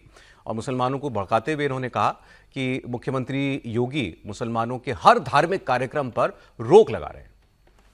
ये कह रहे हैं कि ये व्यक्ति कह रहा है कि सड़क पर नमाज पढ़ेंगे। और तेलंगाना, ये भी हैदराबाद का, इंसिडेंटली तेलंगाना का ही है ये आदमी भी। और तेलंगाना की विधानसभा में वॉकआउट हो रहा है वंदे मातरम पर। नहीं, मैं एक बड़े पत्रकार हैं, मैंने तो बहुत 5-6 महीने के बाद उनका देखा फेसबुक पोस्ट मेरे खिलाफ उनका। बड़े लेफ्ट के पत्रकार हैं। मैंने एक बार कहा था कि जब ये बात कही जाती है कि ये देश किसका है, तो मैं बार बार कहता हूँ ये देश हिंदुओं का है, जिसमें मुसलमान भी रहते हैं, क्रिश्चियन भी रहते हैं। मुसलमानों को ये कहना बंद कर देना चाहिए और कोई जमीर उनका नहीं है ये बोलने का कि ये देश सबका है। पाकिस्तान ऑलरेडी मिल चुका है। उन्होंने, उनके बाप और दादे और उनके पुरखों ने मांगा था पाकिस्तान, धर्म के आधार पर ही उनको मिला। और दूसरी बात इसके साथ में जोड़ना चाहता हूं, उन्होंने जो कहा कि होली दिवाली सड़कों पर मंगाई जाती है, बिल्कुल मंगाई जाती है और मनाया जाना चाहिए। भारत के सनातन हिंदू राष्ट्र के कल्चरल स्पेस में मुसलमानों का बराबर का अधिकार नहीं हो सकता। कल्चरल स्पेस में इन्होंने थोड़ी वोट डाला था पाकिस्तान नहीं, सुन लीजिए, नहीं, ऐसा नहीं है सर, ऐसा नहीं है। जो उत्तर प्रदेश के मुसलमान, जो केरला के मुसलमान, जो महाराष्ट्र के मुसलमान, जिन्होंने थोक के भावे में मुस्लिम लीग के साथ समर्थन किया था, वो यहीं पर रह गए थे। उनकी मानसिकता में कोई परिवर्तन नहीं आया है। मैं बार बार इसको कहता हूं, इसलिए ये तर्क भी एकदम बेतुका तर्क है कि इन्होंने इनके पुरखों ने डाला था। इसलिए मैं बार बार, ये मुस्लिम मानसिकता का सवाल है। जब आपको राष्ट्रगीत क्या, एक बात मुझे बताइए, जिन्ना ने कहा था कि it is a song of hate, तो क्या वो सॉन्ग ऑफ हेट है? उसमें कैसी इस्लाम के खिलाफ है हेट क्या? लेकिन आज सॉन्ग ऑफ हेट के आधार पर ही उसी तर्क को भारत का मुसलमान लोग कहता है ना, वो कहता है कि हम खड़े नहीं होंगे। अच्छा, अगली खबर बता दीजिएगा, इस पे भी कोई एतराज की बात है क्या? एक वाराणसी से खबर आई, मैं थोड़ी देर सोचता रहा कि इस पे क्या मतलब खबर क्या है इसमें, फिर पता लगा इस पे FIR भी हुई, मामला बड़ा है ये। बोट पर इफ्तार यात्रा, गंगा नदी में बोट पर इफ्तार यात्रा, और इफ्तार में फिर चिकन भी परोसा गया, बिरयानी भी परोसी गई, और इसके बाद इफ्तार में शामिल लोगों ने यह आरोप लगाया जा रहा है कि खाया था, हड्डी होती है उसको ठीक दिया। इसको लेकर बीजेपी और कई हिंदुवादी संगठनों ने कार्रवाई की मांग की है। पुलिस ने इसमें FIR दर्ज की है, और जिन लोगों ने इफ्तार पार्टी की उनकी तलाश भी हो रही है। बताइए, इसमें कुछ आपत्ति नहीं? आपत्तिजनक यदि हड्डियां वहां पर फेंकी जा रही है तो मतलब एक नदी को प्रदूषित करने को लेकर और एक रिलीजियस हेट्रिड के तौर पर भी आप देख सकते हो कि किसी की धार्मिक भावनाओं को भड़काना है। तीनों खबरें आप जो देख रहे हैं वो तीनों खबरें एक तरह से धार्मिक भावनाओं को भड़काने की एक एक्सरसाइज के तौर पर देखते हो। मतलब ये बहुत ही मासूम जैसी खबरें नहीं है, इसमें कुछ हिस्सा वो भी है कि उसको भड़काने की कोशिश की जा रही है, लेकिन अब तो सब लोग कर रहे हैं। अब आप ये कह रहे हैं कि भाई कल्चरल स्पेस नहीं है मुसलमानों के लिए, तो फिर इस पर क्या टिप्पणी करनी चाहिए? यदि आप मुसलमानों को बराबर का कल्चरल स्पेस की मैं बात कर रहा हूं, बराबर का संविधान में तो मुसलमानों को बराबर का अधिकार है ना, क्रिश्चियंस को भी बराबर का अधिकार है, बौद्ध को भी बराबर का अधिकार है। मेरा पर्सपेक्टिव है। ठीक है, आपका कोई कल से जाकर के कोई कहेगा कि भाई आप तो यहाँ पर सारे पर्व त्योहार जो है हिंदुओं के 100 पर्व त्योहार मनाए जाते हैं, उनकी 100 छुट्टियां दी जाती हैं, हमको ईद पर भी 100 दिन की छुट्टियां दी जाए, ये भी क्लेम किया जाता है। तो मैं उन लोगों को ये बता देना चाहता हूं कि अमेरिका भी कहता है कि जो बाहर से लोग आए हैं उनको हम अपने कल्चरल स्पेस में बराबर का अधिकार नहीं देंगे। आपकी राय का अधिकार है, उनको आपकी राय पे आपत्ति करने का अधिकार है। हाँ, बिल्कुल ठीक है, बिल्कुल ठीक है। एक खबर पंजाब से भी आपको बता दूं, ये वाली सुन लीजिए। दोनों लोगों को अपनी राय रखने का अधिकार है, लेकिन भाई साहब ये वाले बहुत ज्यादा हैं और उनको कोई अधिकार नहीं होना चाहिए। ये इस पर आपको घोर एतराज है? बिल्कुल घोर एतराज है। आप इसको जरा गंभीरता से समझिए, बहुत गंभीरता से समझिए। कई बार जब होता है मैं उसका विरोध करता हूं, और हमारे शहर में तो कुंभ ही हुआ प्रयागराज में, उस वक्त भी जब आया था किसी गैर हिंदू को नहीं आने देंगे, तो मैं बार बार कहता हूं कि ये तो असंभव है भाई, हमारी तो शास्त्रार्थ की भूमि है, तीर्थराज है, तो कोई भी आ सकता है, आइए मजे से, और वहां सब करते भी हैं। लेकिन अगर आप वहां पर गंगा किनारे हड्डी खा रहे हैं, चबा रहे हैं, नोच रहे हैं, तो आप नीच हैं। आपको अगर हिंदू आस्था के इतना सम्मान नहीं है तो आप देश के खिलाफ जा रहे हैं, क्योंकि आप देश में एक दरार पैदा करना चाह रहे हैं, आप प्रहसन कर रहे हैं हिंदुओं का। आपको पता नहीं कि बनारस में गंगा जी पर आप इफ्तारी में दिक्कत नहीं है भाई। मैं कई बार ये कहता हूं, किसी को इफ्तारी में दिक्कत नहीं, होनी भी नहीं चाहिए, और उसका तो सम्मान किया जाना चाहिए। एक व्यक्ति रोजा रख रहा है, व्रत की तरह है, वो आके अपना रोजा खोल रहा है, लेकिन क्या इस तरह से गंगा नदी पर, पवित्र नदी है, पावन नदी है, और उस पे आप उसको हम मां मानते हैं, और वहां बैठकर और वो क्या क्या जितने तरह का मांसाहार है वो सब करेंगे? देखिए, दोनों बातें पहले प्रूव हो जाएं कि एक तो वहां मांसाहार हुआ और फिर जो खाया गया वो गंगा में फेंका गया। ये दोनों बातें ज्यादा ना गंगा किसी को हाथ करने वाली, गंगा में फेंकने की मैं बात ही नहीं कर रहा। अगर किसी ने बोट बुक की, मांसाहार हुआ है, नदी में जाकर के बोट बुक करके मांसाहार किया, तो वो भी आपत्तिजनक है। इतना ही पर्याप्त है इनको जेल भेजने के लिए, इसमें कोई हिब्बत नहीं है। मुझे आज कम आपत्ति हो रही है। मांस खाने में क्या आपत्ति है? किसी के खाने पर भी है, और नदी आपकी है क्या? किसी एक की है नदी? नदी तो सबकी है। नहीं, फिर कह रहा हूं मस्जिद के आगे हम सुअर का मांस फेंक देते हैं, तो आप गलत तुलना कर रहे हैं। नहीं, गलत तुलना नहीं वही है। वो कोई घाट पे बैठ के थोड़ी, अरे भाई हम उसको मां मानते हैं, पूरी गंगा को हम मां मानते हैं। घाट पे आरती होती है, घाट पे धार्मिक कार्य होते हैं। सौरभ जी जरा इधर देखिए, जरा थोड़ा मैदान दे दीजिए। हर पूजा में गंगा जल हमारा यूज किया जाता है, और आप कह रहे हैं कि आप गंगा तो बंगाल से वहां तक बह रही है। आपकी है, केवल आपकी है गंगा कितने हजार किलोमीटर बह रही है सर? नहीं, बिल्कुल नहीं, आप सही कह रहे हैं। हमारी आस्था का सवाल बिल्कुल नहीं होना चाहिए। हम नहीं है, हम जब आपको कहने जाए एक मिनट हमने कहा कि मस्जिद के आगे हम सुअर का मांस रख दें, तो आपको बड़ी परेशानी होने लगी। हम वही तो बात तो कह रहे हैं कि हमारी आस्था उससे जुड़ी है। कर रहे हैं इसी दो, वो सरासर लड़ाई में, क्योंकि वो उसी लिए कर रहा है, वो हमारी आस्था पर चोट पहुंचाने के लिए वो कर रहा है। अगर शाकाहारी है, इफ्तारी कर रहे हैं, तो कोई समस्या नहीं है। मांसाहार अगर मांसाहार है, इस पर गंगा नदी पर मांसाहार नहीं हो सकता। आज के पंच आप बन जाएंगे सर। ये तो गलत है ना, निश्चित रूप से गलत है। इस तरीके से नदी पे नहीं होना चाहिए। और अगर आपको लगता है तो भाई आप अपने घर पे कीजिए, रमजान का पवित्र महीना चल रहा है, आप घर पे कीजिए, उसके बाद आप वहाँ पर घूमने आ जाइए, इस तरीके से वहाँ करना। और निश्चित रूप से वो कोई इतने समझदार तो होंगे नहीं कि जो खाया पिया होगा वो पैक करके कैरी बैग में लेकर गए होंगे, उन्होंने वो वहीं फेंका होगा। इसमें भी कोई बहुत वो नहीं है।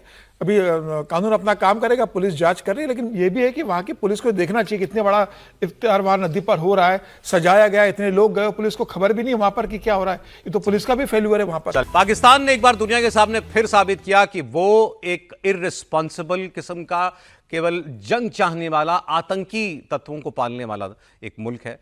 पाकिस्तान का बर्बर चेहरा ऐसा दुनिया के सामने आया कि दुनिया इसको आने वाले काफी वक्त तक याद रखेगी। अफगानिस्तान और पाकिस्तान के बीच जंग चल रही है और इसमें पाकिस्तान की एयरफोर्स ने कल काबुल में एक अस्पताल पर हमला कर दिया और आज दुनिया भर के अखबार ये लिख रहे हैं कि पाकिस्तानी एयर स्ट्राइक में 400 लोग मारे गए। एक स्ट्राइक में 400 लोग मारे गए, 300 से ज्यादा लोग बुरी तरीके से घायल हैं। जिस जगह पर पाकिस्तान ने हमला किया, आप तस्वीर देखिए, ऐसा लगता है जैसे कोई शमशान भूमि हो, जगह जगह जैसे चिताएं ही जल रही हैं। ये एक डी एडिक्शन सेंटर है, नशा मुक्ति के लिए अस्पताल था।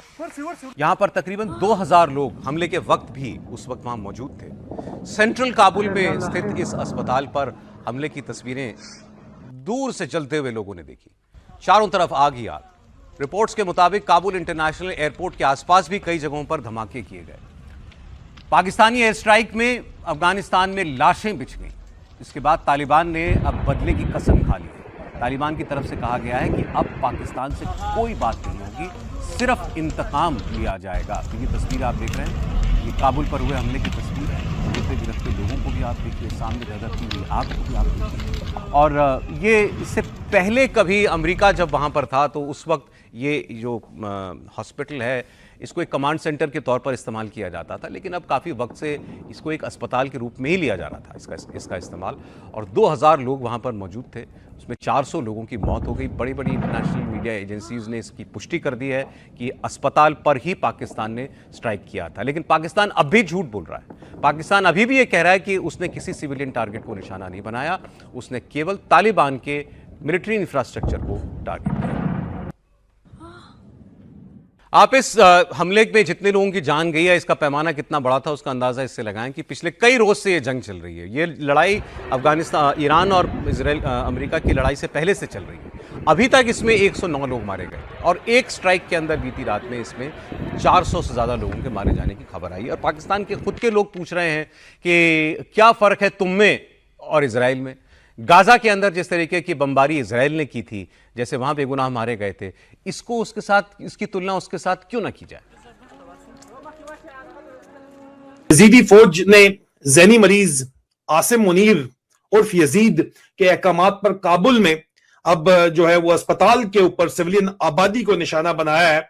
और ये जो पंजाब सेंट्रिक माइंडसेट है जिसके तहत आसिम मुनीर रंजीत सिंह बनना चाहता है, लेकिन औकात इसकी शेख चिल्ली से ज्यादा की नहीं है, वो जाके मासूमों को हिट कर रहा है। ये अब जैनी मरीज आसिम मुनीर के अहकामात के ऊपर पाकिस्तान की एयरफोर्स ये काम कर रही है। क्यों कर रही है? क्योंकि जाहिर बात है कि अब अमेरिका से ये वादा किया गया है। हालांकि चीन ने इनको कहा है कि ये पंगा मत लो, लेकिन ये अमेरिका की गुलामी के अंदर ये काम अगर नहीं कर रहे तो क्यों कर रहे हैं, पीछे बची। वो कहते हैं कि जनाब हम अब पाकिस्तान के साथ कोई बातचीत नहीं होगी इस एयर स्ट्राइक के बाद, ना ही कोई सफारतकारी होगी जिस तरह चाइना कह रहा है, और अब हम बदला लेंगे, अब हम जवाब देंगे, ये कह रहे हैं। और हमारी इतलात के मुताबिक पाकिस्तान आर्मी का जो GHQ है उसका जनरल हेडक्वार्टर और आर्मी हाउस आसिम मुनीर का जो घर है, आसिम मुनीर अपने घर से शिफ्ट हो गया है जी हमारी इतलात के मुताबिक अनडिस्क्लोज लोकेशन के ऊपर, क्योंकि आर्मी हाउस भी निशाने के ऊपर है। हालांकि air defence battery fully alert है आर्मी हाउस के ऊपर, जो पहाड़ी है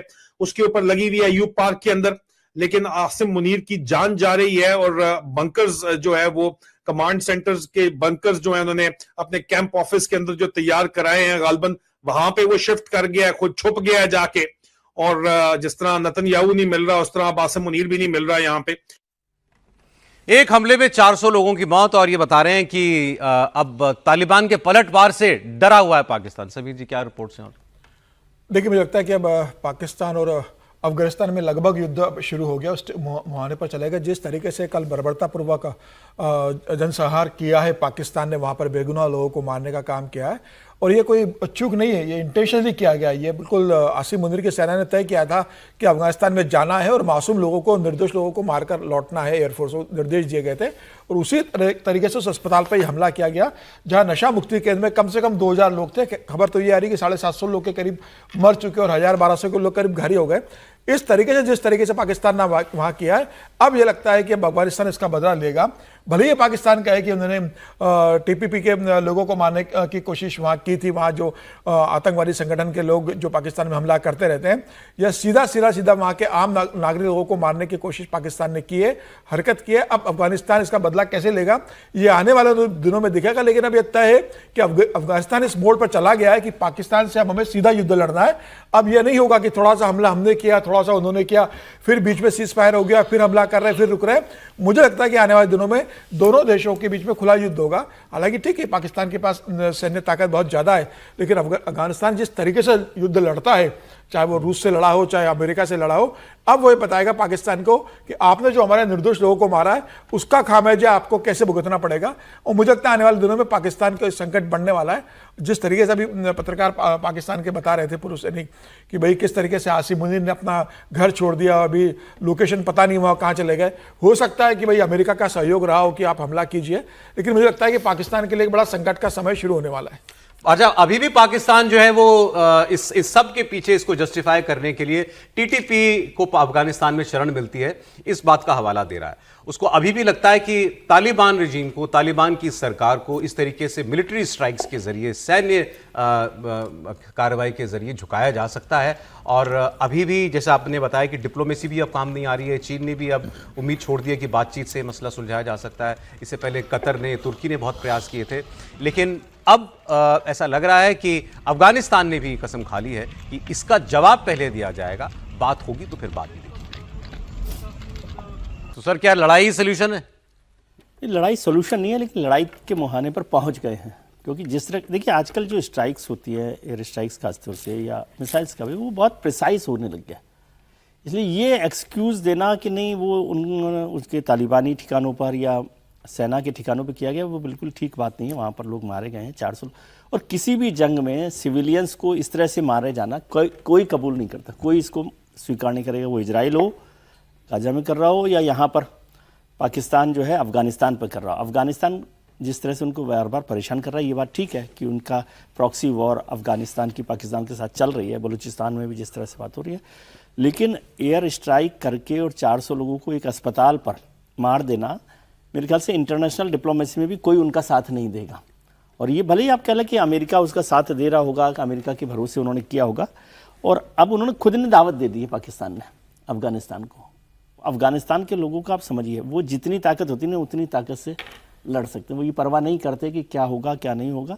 और अभी जब दुनिया पूरी जंग के मुहाने पर खड़ी है, जंग चल रही है, उसमें एक और जंग शुरू करना, और अमेरिका कितनी मदद करेगा? अभी अमेरिका तो वो इजराइल की मदद करते करते थक जाएंगे, वो थके हुए हैं अभी स्ट्रेट ऑफ हॉर्मुज को खुलवाने में। अब यहाँ पर अफगानिस्तान के सामने पाकिस्तान किस तरह से आएगा और पाकिस्तान मदद करेगा? ये पाकिस्तान अभी तो सऊदी अरब की मदद उनको करनी थी, तो ये एक बहुत खतरनाक उस पर पहुँच गई। और अब ये दोनों के बीच में शांति मुझे अभी नहीं लग रही कि होने वाली है। पाकिस्तान पर एक बार तो अफगानिस्तान कुछ ना कुछ इसका जवाब बड़ा पलटवार। लेकिन अभी भी पाकिस्तान के लोग बैठकर, पाकिस्तान की मीडिया में ये कमेंट्री चल रही है कि, और तो वो इतना भी फर्क नहीं करते कि तालिबान कहें या टीटीपी कहें, अब तो वो सीधे अफगानिस्तान कहते हैं कि अफगानिस्तान को ऐसा सबक सिखाओ कि इनकी नस्लें याद करें कि हमारी 5000 साल पुरानी हमारा इतिहास था, हम इन लोगों ने, तालिबान ने आकर के पाकिस्तान के हाथों से खत्म करवा दिया। देखिए, इन ये जो ड्रोन से उड़े हैं ना, इनका फ्लाइट है तकरीबन 1000 किलोमीटर और इनकी एंड्योरेंस है 6 घंटे के करीब। तो अगर ये उड़ के आए हैं, यहाँ तक आए हैं, तो मैं एज्यूम कर रहा हूँ पाकिस्तान के अंदर से उड़ाया गया इनको, यानी Afghanistan, deep down inside Afghanistan इनको नहीं उड़ाया गया। तो मैं तो बड़ा क्लियर हूँ, एक तरफ तो हम ये फितनतुल हिंदुस्तान के खिलाफ जिहाद कर रहे हैं।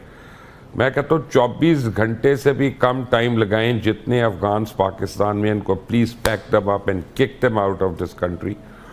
और उसके बाद इस अफगानिस्तान का और इस टीटीपी का और इस तालिबान की लीडरशिप का वो हशर करें कि इनकी नस्लें लिखें कि हमारी 5000 साल पुरानी तारीख थी, उसको टिश्यू पेपर की तरह इन्होंने बहा दिया।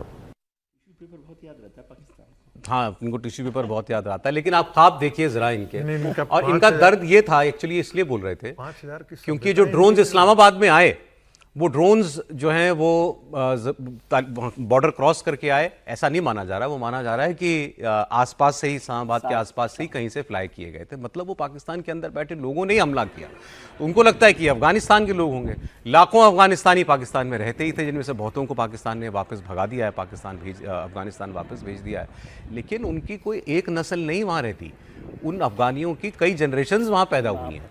अब उनमें कितने लोगों को आप वहाँ से हटाएंगे? और दूसरा, चलिए आप अफगानिस्तान के लोगों को तो हटा दीजिए, जो पश्तून आपके अपने बॉर्डर स्टेट में रहते हैं, उनका क्या करेंगे? उनकी सारी सिंपैथी अफगानिस्तान के और तालिबान के लोगों के साथ है, ये आप इनके साथ नहीं है। तो उनको लेकिन फिर भी ये लगता है कि हम बड़े बहादुर हैं, हम बड़े ताकतवर हैं, और ये तालिबान हैं क्या? ये तो घोड़े खच्चर पर लड़ाई करने वाले लोग हैं, केवल मोटरसाइकिलों पर और जीप में बंदूकें तान कर पाकिस्तान जैसे न्यूक्लियर स्टेट के साथ ये क्या लड़ाई लड़ेंगे? त्रिपाठी जी। नहीं, न्यूक्लियर स्टेट तो है, वो पहाड़ी में रिसाव वगैरह कुछ हो गया था ऑपरेशन सिंदूर के समय, तो थोड़ा वो बह गया है। तो वो वाला अभी थोड़ा सा नहीं है, वो भ्रम बना हुआ, बाकी बह गया है। न्यूक्लियर वाला मामला अब है नहीं, उसको बताना जरूरी है बार बार। मूल बात क्या है? देखिए, पाकिस्तान जो हरकतें कर रहा है वो अफगानिस्तान को अब एक तरह से उसने युद्ध में डाल दिया है। ये ऐसा नहीं कि युद्ध होगा, अफगानिस्तान को युद्ध में डाल दिया है। और तालिबान को भी बहुत अच्छे से पता है कि इससे अच्छा अवसर नहीं होगा पाकिस्तानियों को ये बताने का कि भाई ठीक बात है, हम तो 5000 साल पुरानी सभ्यता है, भले आज जिस स्थिति में हो, क्योंकि अफगान तो पुराना वाला जाएगा ना, काबुल कंधार वो वाला जाएगा, लेकिन तुम्हारी जो कुछ वर्षों की, मतलब पूरे 2000 भी नहीं हुए हैं, उसको जरूर राइट टाइम करने का वक्त आ गया है। और जो उसके बाद होगा, वो जिस डूरंड लाइन पे अभी तक ये पोस्ट छोड़ छोड़ के भाग रहे थे, अब ये लगता है कि वो एक बार फिर से परफेक्ट होने वाली है, उसको ठीक करेंगे। क्योंकि आप स्ट्राइक करके इस तरह से अस्पताल गिरा देंगे, लोगों को मार देंगे, तबाही कर देंगे, ये तो कर सकते हैं, लेकिन ये ईरान से ज्यादा लड़ाकू कौम है, इसको समझना चाहिए। ईरानियों से बहुत ज्यादा लड़ाकू कौम है इधर, और ये पाकिस्तान, अमेरिका का क्या है ये कहने की जरूरत है नहीं, वो माली के नौकर इस टाइप का मामला है, तो उतनी ही औकात भी है। तो ये लड़ाई अब कुछ उसी दिशा में जा रही है, और मुझे नहीं लगता कि इसमें कहीं से भी कोई मतलब बाधा कोई आ पाएगी, क्योंकि कतर, अमेरिका, उन सब के अपने अपने इंटरेस्ट हैं, इससे आगे कोई जाकर उसको रुकवाने की स्थिति में है नहीं। देखिए, तालिबान में ऐसा कुछ पसंद करने लायक नहीं है बहुत ज्यादा। क्यों? लेकिन इसमें एक दूसरी बात भी है कि तालिबान जब आया था तो हमारे यहाँ बड़े लोग खुश हुए थे, पाकिस्तान में भी लोग बहुत खुश हुए थे, यही पाकिस्तान की सेना ये भी बड़ी खुश हुई थी। तो इनके सुर तो बदल गए। अब देखिए, हमारे यहाँ जिनको तालिबान पसंद था उनके बदले कि नहीं बदले। लेकिन आप तालिबान को आप जितना मर्जी कोसें, और बाकी वो जो कर रहा है, और खासकर महिलाओं के साथ, कि आज महिलाओं को काम करने की, घर के बाहर निकलने की, स्कूल जाने की किसी चीज की इजाजत नहीं है। नहीं, कानून में ये दे दिया गया है कि पति मार भी सकता है, पिटाई भी कर सकता है, कानून हड्डी न टूटे, हड्डी न टूटनी चाहिए, ये ख्याल रखना। तो वो एक बर्बर तालिबान के आइडियोलॉजी साथ है। हम लोग तो साथ नहीं है ना, वो जो विदेश मंत्री और वो भी आए, वो एक डिप्लोमेटिक जो नहीं, मैं कह रहा हूं, आप उनको कितना भी नापसंद कीजिए, एक चीज आप उनसे नहीं छीन सकते, वो ये कि वो लड़ना जानते हैं। और यही पाकिस्तान में ही बैठ के कुछ लोगों ने जो है आईना भी दिखा दिया। अभी जो साहब बात कर रहे थे कि उनकी नस्लें को हम याद करा देंगे, तुमने पंगा किससे लिया था, उन्होंने कहा कि वो अमेरिका को भगा चुका है, वो रूस को भगा चुका, और रूस वहां से भागा तो फिर यूएसएसआर वहां से भागा तो यूएसएसआर नहीं बचा उस रूप में। तो फिर आप हो क्या? पाकिस्तान है क्या? थोड़ी सी परिस्थितियां बदली है। हमने भी फैसला कर लिया है कि हमने अब इनसे लड़ना। सोवियत यूनियन लड़के चला गया, 12 साल उसने लड़ाई की, ठीक है। अमेरिका 20 साल लड़के चला गया। अब हमने फैसला किया कि हमने ये लड़ाई लड़नी। सोवियत यूनियन इस जंग का माशी बोझ नहीं उठा सका और टूट गया, जबकि एटमी हथियार वहीं मौजूद थे, इंटरकॉन्टिनेंटल बैलिस्टिक मिसाइल्स भी मौजूद थे, सब कुछ था। एयरफोर्स भी तगड़ी थी, दुनिया की दूसरी सबसे तगड़ी एयरफोर्स थी। तब चाइना करीब करीब भी कहीं नहीं आता था, पावर में सिर्फ अमेरिका और सोवियत यूनियन थे। टूट गया सोवियत यूनियन। तो ये कहना कि हम एटमी कुव्वत है इसलिए हम, क्योंकि अफगानों के पास एयर डिफेंस नहीं है तो हम जितना चाहेंगे मार लेंगे उनको, कोई फर्क नहीं पड़ेगा, ये जंगें ऐसे नहीं लड़ी जाती।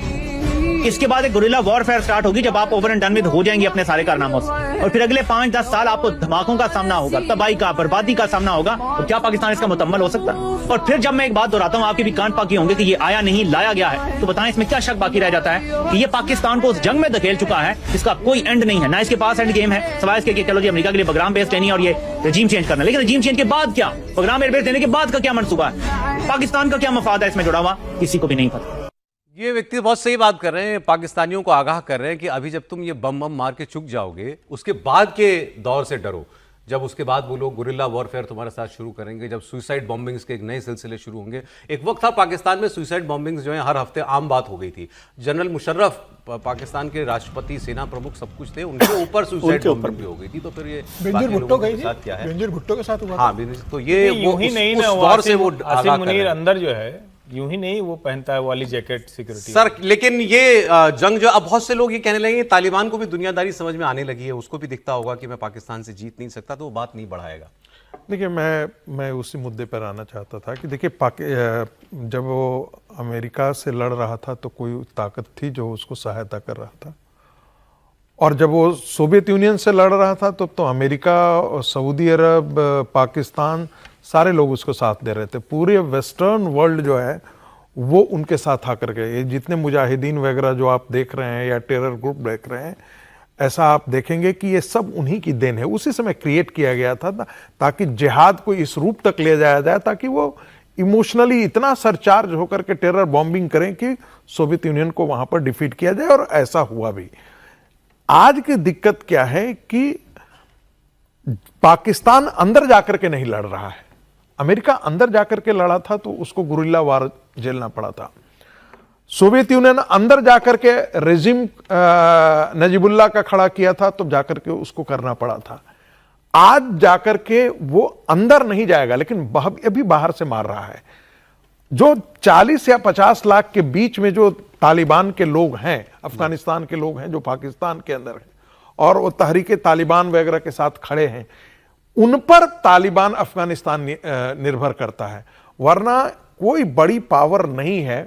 मैं मान करके चल रहा हूं कि कुछ न कुछ सोर्स होंगे जहां से उसके पास ड्रोन सप्लाई होंगे, लेकिन बड़ा कोई आर्म्स उसके पास एयरफोर्स नहीं है, नेवी नहीं है, मिलिट्री मुश्किल से 1.5 लाख की मिलिट्री है उसके पास, उसमें भी रेगुलर्स उसमें नहीं है, सब लड़ाके उड़ा के मिला करके भी ड्रोन तो पहुंचा दिए ना इस्लामाबाद तक, आर्मी बेस तक पहुंचा दिए। मैंने बोला ना कि वो कह रहा है ना कि 1000 किलोमीटर तक का ड्रोन है ना, तो 1000 किलोमीटर का ड्रोन तो सारी चीजें सारी जगह पहुंच नहीं सकते हैं। तो उसमें करना क्या होगा, अफगानिस्तान के लोग जो पाकिस्तान के अंदर हैं और तहरीके तालिबान के साथ हैं, वही अपने बेस से यदि करते हैं तो उन तक सप्लाई चेन क्या बना हुआ है, क्या कौन ऐसा देश है आज के दिन में जंग का जंगी जवाब देने की ताकत नहीं है, ताकत नहीं है। प्रॉक्सी वॉर में तो वो बहुत परेशान करेगा ना पाकिस्तान को, आप समझिए। उस प्रॉक्सी वॉर कितना करेगा, यदि भाई मान लेते हैं आपके पास ज्यादा मुश्किल करती है, जंग होती है एक बार हो जाती है, आर्म्स एंड एमुनिशन आपके पास नहीं है तो क्या करेंगे। डूरन लाइन के इधर का तरफ जो पाकिस्तान का मेरा है कि दुनिया को मेरा बस एक ही चीज का, एक ही लाइन कहना है कि दुनिया को, पाकिस्तान को सबक सिखाने के लिए समझदार लोग यदि सुन रहे होंगे तो उनको आर्म्स, मिसाइल, ड्रोन अफगानिस्तान को देना चाहिए। चाहे वो मेड इन और लिख दें, मेड इन चाइना लिख दें, मेड इन रसिया लिख दें, मेड इन तुर्की लिख दें, लेकिन सप्लाई करना चाहिए वहां पर। आपको क्यों लगता है कि आपकी बात नहीं सुन रहे लोग? नहीं, मैं तो अंदाजा लगा रहा हूं सर। आप कह रहे हैं तो वो होगा ही, लेकिन मूल बात यह है कि जो बिना किसी कहे वो करेंगे वो फटेंगे। हाँ, वही कर रहा हूं। वो उसको, उसके लिए तो उनको ना बहुत आर्म एम्यूनिशन की जरूरत है, और वो तो वैसे भी वो लड़ाई लड़ रहे हैं। जिस पाकिस्तान में सामान्य कानून व्यवस्था संभाले नहीं संभाल रही, वहां अगर सोचिए कि जिस तरह की बॉम्बिंग हुई है, 400-600 परिवार गए हैं, उनके घरों के बच्चे निकल कर यहां आएंगे और वो जिस अंदाज में रहते हैं, तो उनको क्या है, वो भी इस्लामाबाद, कराची, लाहौर ये सब जलेगा, ये बर्बाद होगा। तो उसके लिए तो उनको किसी की जरूरत ही नहीं है, और पाकिस्तान भी ये जानता है, लेकिन शायद अभी उसको ये भ्रम हो गया है कि मेरे एयर स्ट्राइक करके इस लड़ाई को जीत लेंगे। लेकिन वो पैंट सूखने का अपडेट आपने नहीं बताया। नहीं, वो विजुअल कल से फिर आने लगी तस्वीरें, वो जो पैंट बंदूक पे लेकर के तालिबान वाले ला रहे थे। अब देखिए कि तालिबान इसका जवाब कैसे और कब देता है। ईरान से एक बड़ी खबर, ईरान को लेकर इजरायली मीडिया ने एक बड़ा दावा किया है। कल रात तेहरान में एक सेफ हाउस पर हमला किया गया और ईरान के सिक्योरिटी चीफ अली लारीजानी पर हमले का दावा किया गया है। हालांकि इस हमले में अली लारीजानी सेफ हैं या नहीं हैं, जीवित हैं या नहीं है, ये भी अभी साफ नहीं हो पाया है। इजराइल की इस दावे पर अब तक ईरान की तरफ से भी कोई जवाब नहीं दिया गया। आपको बता दें अली लारीजानी कौन है, जो सुप्रीम नेशनल सिक्योरिटी काउंसिल है वहां की, जो सुप्रीम लीडर के बाद सुरक्षा से जुड़े सारे फैसले लेती है, उसके सेक्रेटरी हैं। मतलब आप कह सकते हैं कि सुप्रीम लीडर की एब्सेंस में सारे बड़े फैसले लेने वाले यही शख्स थे, अली लारीजानी। और ये लगातार सोशल मीडिया पर खूब बयान भी दे रहे थे अभी बीते दिनों।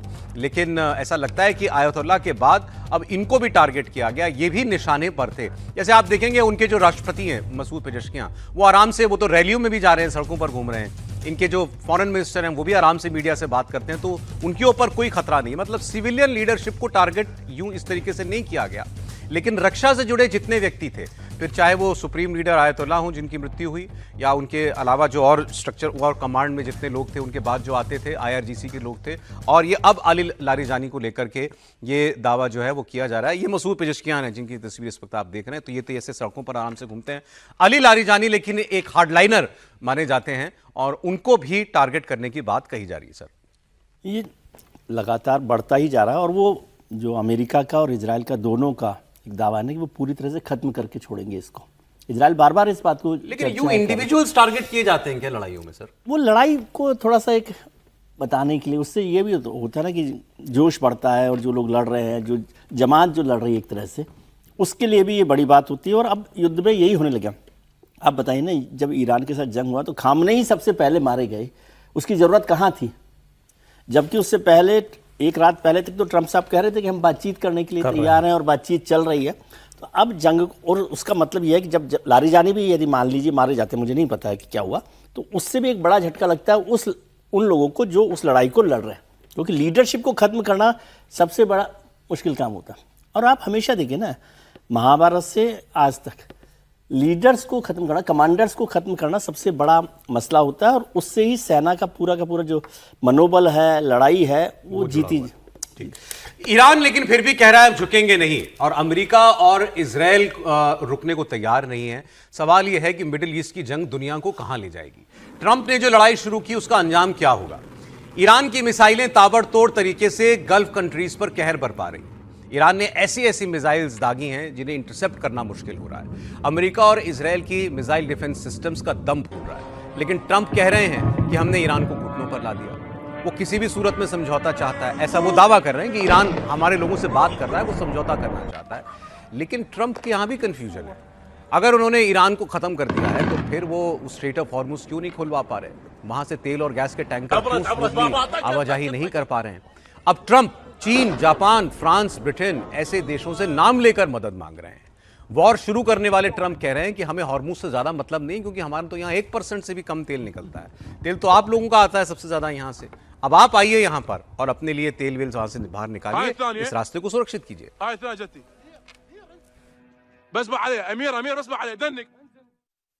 I say, wouldn't matter if you targeted or not, because this is a paper tiger that we're dealing with now. It wasn't a paper tiger 2 weeks ago. It's a paper tiger now.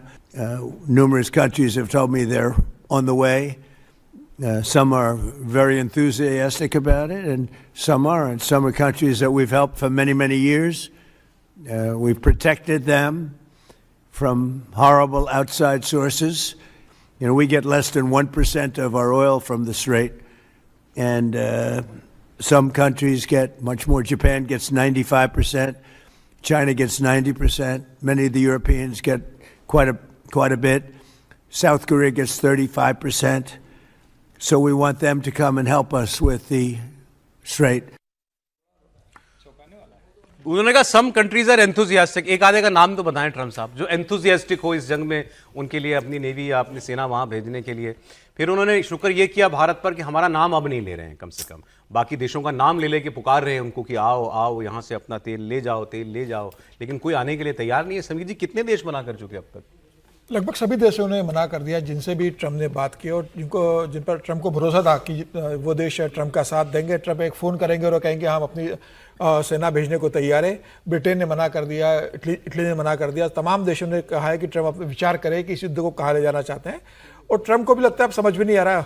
लेकिन इस युद्ध से एक जरूर होगा कि Trump ने बैठे बैठे पुतिन साहब को बहुत मजबूत कर दिया, फिर जिंदा कर दिया, क्योंकि अब पुतिन साहब को अनुमति मिल गई, सब देशों को अनुमति मिल गई है पुतिन से रूस से तेल लेने की, तो वापस अब पुतिन आर्थिक रूप से मजबूत होते जा रहे हैं। और इस घटना के बाद कि ट्रंप को लग रहा था कि भाई पहले ही हमले में 50 से ज़्यादा ईरान के टॉप कमांडर मारे जाने के बाद लग रहा था कि ईरान हथियार डाल देगा, लेकिन ईरान जिस तरीके से लड़ रहा है और 17 दिन होने के बाद भी ईरान, ठीक है, इजराइल पे बहुत हमला नहीं कर पा रहा, अमेरिका जा नहीं सकता, लेकिन वो बाकी गल्फ कंट्रीज पर जिस तरीके से वो हमला कर रहा है और वो कह रहा है कि भाई अमेरिका से हम लगातार लड़ते रहेंगे।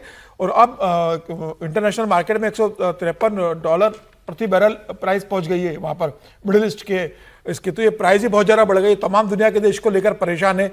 और हॉर्मुज रूट अभी जो जिस तरीके से बंद है, सभी देशों को लग रहा है कि भाई यहाँ से ऑयल नहीं निकलेगा तो कैसे अर्थव्यवस्था चलेगी, प्राइस कहाँ जाकर रुकेगी, और अभी कोई संभावना नजर नहीं आ रही। तो ट्रंप मुझे लगता है कि इस मामले को लेकर फंसे हुए, हालांकि वे इस बात की कोशिश कर रहे हैं, उन्होंने चीन से भी बात की इस संदर्भ में, लेकिन मुझे लगता है कि ये लड़ाई अभी और चलने वाली है, इसका हल इतने जल्दी नहीं निकलेगा। ये बात सही है कि ईरान पर इजराइल और अमेरिका बहुत ज्यादा हमले कर रहा है, लेकिन ईरान जिस तरीके से टिका हुआ है, अगर 10 दिन ईरान और टिक जाता है लड़ाई में, तो मुझे लग रहा है कि ट्रंप के लिए बहुत मुश्किल होगा इस मामले में अपने आप को निकाल पाना।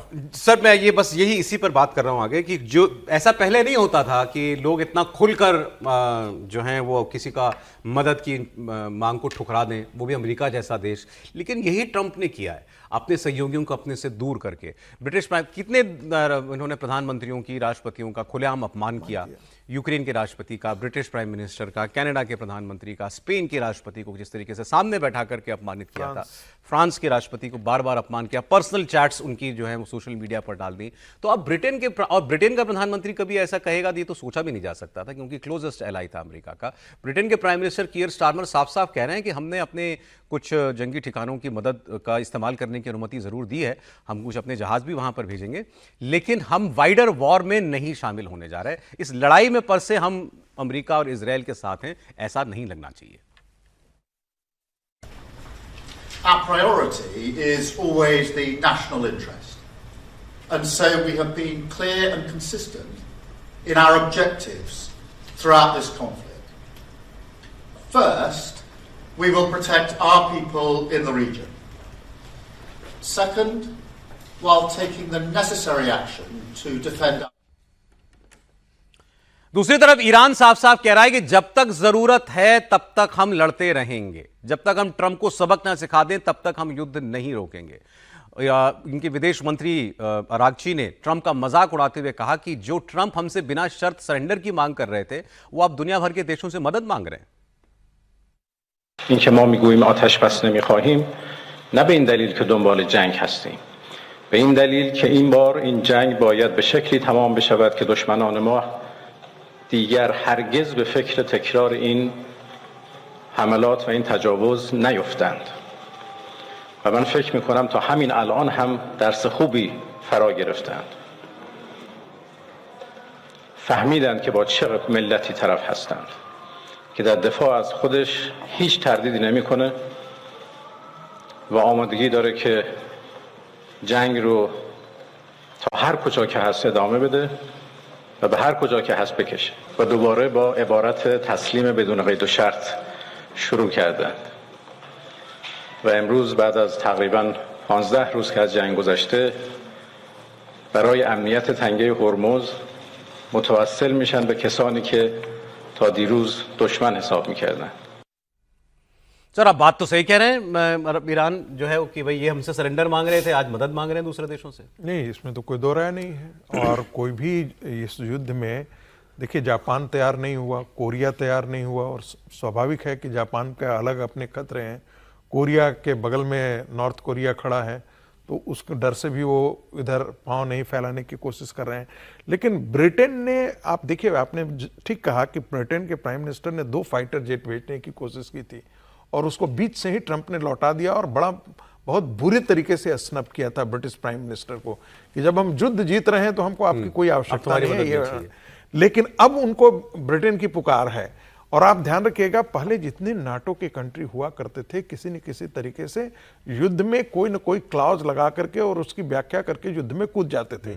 आपको ध्यान में होगा कि अफगानिस्तान के अंदर चाहे लड़ाई हो, चाहे वो इराक के अंदर लड़ाई हो।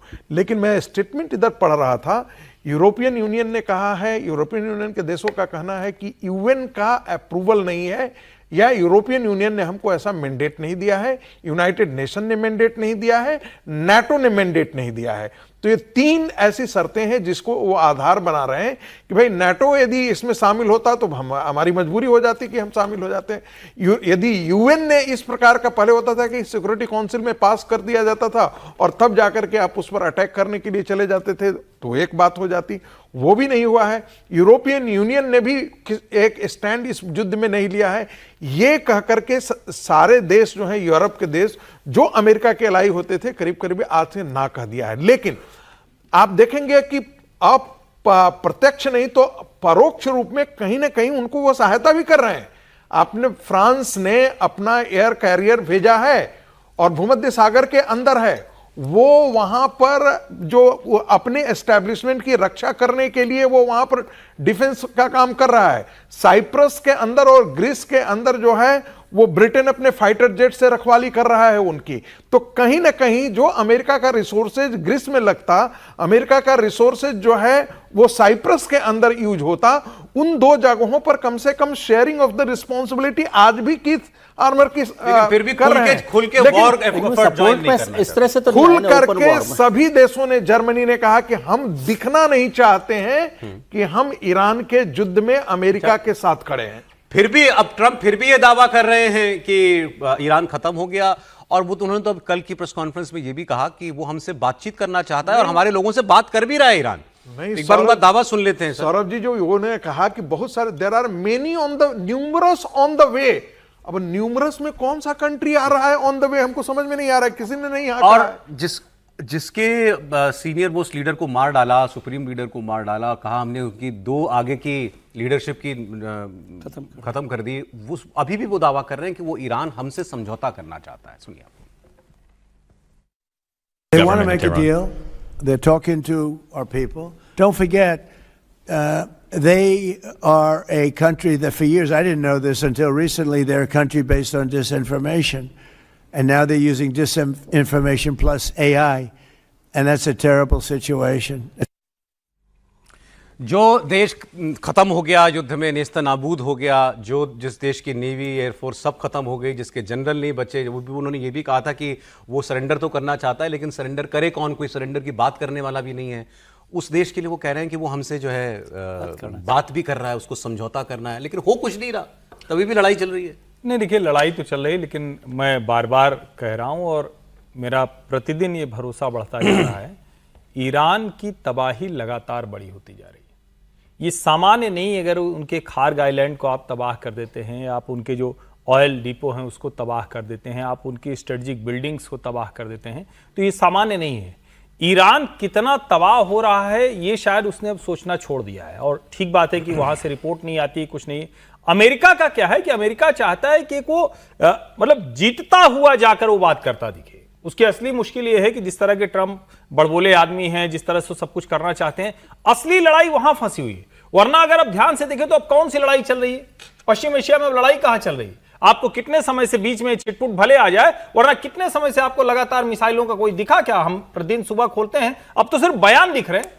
बयान जब दोनों तरफ से दिख रहे हैं, रोज अब्बास अरागची बोल रहे हैं, अली लारिजानी बोल रहे हैं, जाके टीवी चैनलों पर इंटरव्यू दे रहे हैं, अभी तक तो ये सब नहीं हो रहा था। इसका सीधा सा मतलब हुआ कि लड़ाई से दोनों अपने आप को हर्षवर्धन जी, दुबई का एयरपोर्ट खोल दिया गया है। मैं वही कह रहा हूं, अभी पिछले 3 दिनों से आप ध्यान दीजिए तो कोई इस तरह की तबाही नहीं दिखती। सबसे बड़ी तबाही दी थी खार्ग आइलैंड वाली, बीच बीच में एक आध आते हैं, क्योंकि जाहिर है जब इस तरह की चीजें चल रही होती हैं तो कोई, लेकिन कोई बड़ी लड़ाई जैसी चल रही वो नहीं। हाँ, दोनों चाहते हैं कि अपनी अपनी इज्जत बचे। अमेरिका चाहता है कि वो इस तरह से कि सब क्रश कर दिया, खत्म कर दिया, और ईरान चाहता है वो ये बताए कि देखो हम वो लड़ाका कौम है जो अमेरिका से भी नहीं। अब इज्जत कैसे बचेगी बताइए? ईरान की तो ये इसी में बच जाएगी कि कम से कम हम बच गए, हम सरवाइव कर गए, ये जो सत्ता थी वो बची रहेगी। रिजीम चेंज नहीं, अमेरिका की कैसे बचेगी? रिजीम चेंज नहीं होता है, इसी में उसकी विक्ट्री है। अमेरिका का रिजीम चेंज भले ना हो, लेकिन अमेरिका मतलब इस बात को भी तो भले उनको कह रहे हैं कि वो मिस इन्फॉर्मेशन वाले हैं, मिस इन्फॉर्मेशन का उस्ताद तो वेस्ट है ना, एआई का उस्ताद तो वेस्ट, तो वो भी बताएगा ना कि क्या क्या तबाही। अभी तो जैसे एक बार ये खत्म होगा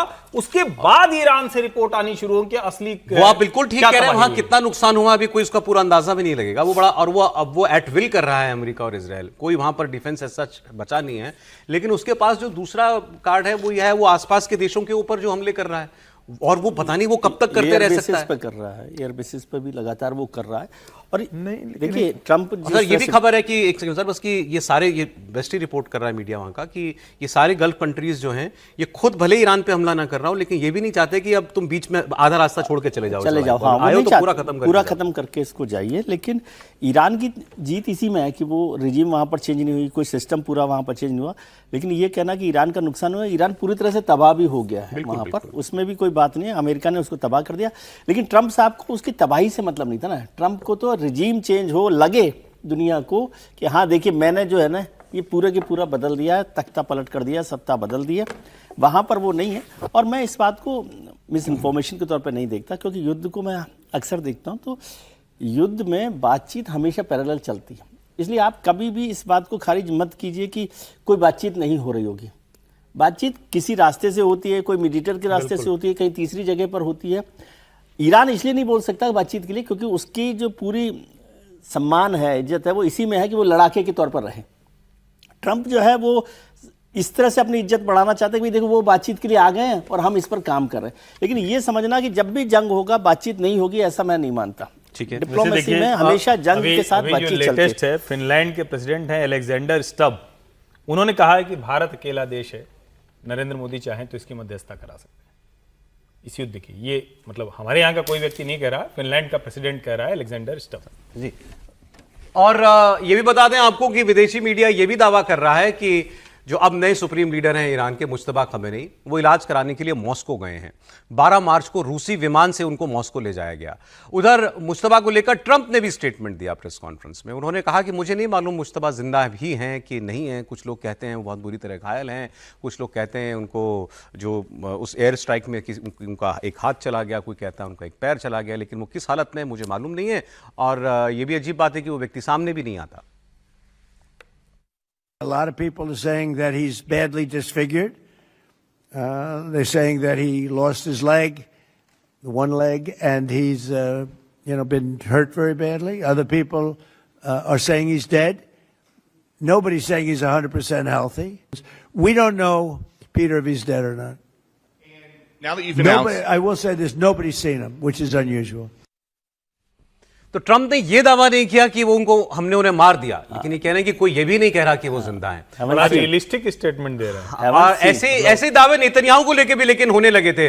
उनकी मौत की अफवाहें सोशल मीडिया पर चली, ईरान ने इन खबरों को खूब बढ़ाया। तो नेतन्याहू ने पहले एक वीडियो जारी किया कि वो एक कैफे में गए, वहां कॉफी ऑर्डर की। उन्होंने कहा कि लोगों ने तो मुझे कई बार मार दिया, लेकिन मैं तो एक कॉफी के लिए मर रहा था।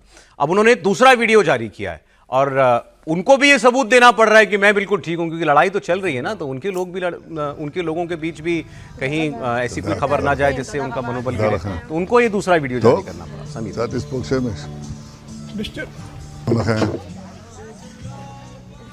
समीर निश्चित रूप से जिस तरीके से ईरान इस बात के दावे कर रहा था कि भाई नेतन्याहू मारे गए, तो मुझे लगता है कि ये तो एक ईरान के दावे को कोई भी गंभीरता से नहीं ले रहा था। मतलब ईरान के दुश्मन देश और ईरान के सहयोगी देश भी बात तो गंभीरता से नहीं रहते। नेतन्याहू को मारना इतना आसान नहीं है और ईरान इजराइल में जाकर उनको मार नहीं सकता। जो घर में घुसकर जिन्होंने आपके सुप्रीम कमांडर को मार दिया, आपके 50 टॉप लीडरशिप को मार दिया और आप यह कह रहे हो कि हमने मारा। उन्होंने वीडियो जारी किया, कॉफी पीते हुए जारी किया, बाद में जिस तरीके से उन्होंने अब लोगों से मिलते हुए जारी किया, अपने परिवार के साथ उन्होंने जिस तरीके से जारी किया वीडियो, तो ये बता रहा है कि नेतन्याहू बहुत मजबूत है और आराम से सुरक्षित है। अब ईरान को बताना चाहिए जिस तरीके से अफवाह चल रही कि मुस्तफा जिंदा है कि मर गए, रशिया चले गया, तो बताए कि हाँ वो बहुत गंभीर घायल है, उनके इलाज के लिए हमने उनको चाइना भेजा है या रशिया भेजा है। अगर वो जिंदा है तो उनका वीडियो जारी कर दे अस्पताल में कि वो इलाज करा रहे हैं और मुझे लग रहा है कि मुस्तफा मर गए होंगे। वहां तो कुछ गड़बड़ है। 17 दिन तक बिल्कुल नहीं, इसका मतलब ये मर गए या मरणासन हालात में कि उनको आप कोमा में होंगे, आप उनको बाहर नहीं ला सकते, तो या तो मर गए या मरणासन स्थिति के अंदर है। अच्छा, एक खबर पाकिस्तान से आई, ये पाकिस्तान के सीनियर जर्नलिस्ट रिपोर्ट कर रहे हैं कि अमेरिका जो है वो चाहता है कि पाकिस्तान भी अब इस लड़ाई में हिस्सा ले। उन्होंने 2 देशों का नाम लिया, पाकिस्तान और तुर्की। उनका दावा है कि राष्ट्रपति ट्रंप ये लगातार दबाव बना रहे हैं कि अब इस लड़ाई में एक्टिव भूमिका के अंदर पाकिस्तान को उतरना चाहिए। डोनाल्ड ट्रंप साहब जो हैं वो अब तुर्की को ये कह रहे हैं कि आप मेरी मदद करें और आप भी ईरान में रजीम चेंज के लिए कोई कार्रवाई करें, कोई हिस्सा डालें। और इसी किस्म के पैगामात जो हैं वो पाकिस्तान को भी दिए जा रहे हैं और पाकिस्तान पर भी ये दबाव है कि आप ईरान के खिलाफ रजीम चेंज में हमारी मदद करें। अब पाकिस्तान और तुर्की की कोशिश है कि वो इजराइल की तो मजम्मत कर रहे हैं, पाकिस्तान ने बहुत खुलकर इजराइल की मजम्मत की है और तुर्की ने भी खुलकर मजम्मत किया है, लेकिन पाकिस्तान की कोशिश है कि हम अमेरिका की मजम्मत किए बगैर, अमेरिका को नाराज किए बगैर इस सूरत हाल में से किसी तरीके से निकल जाएं।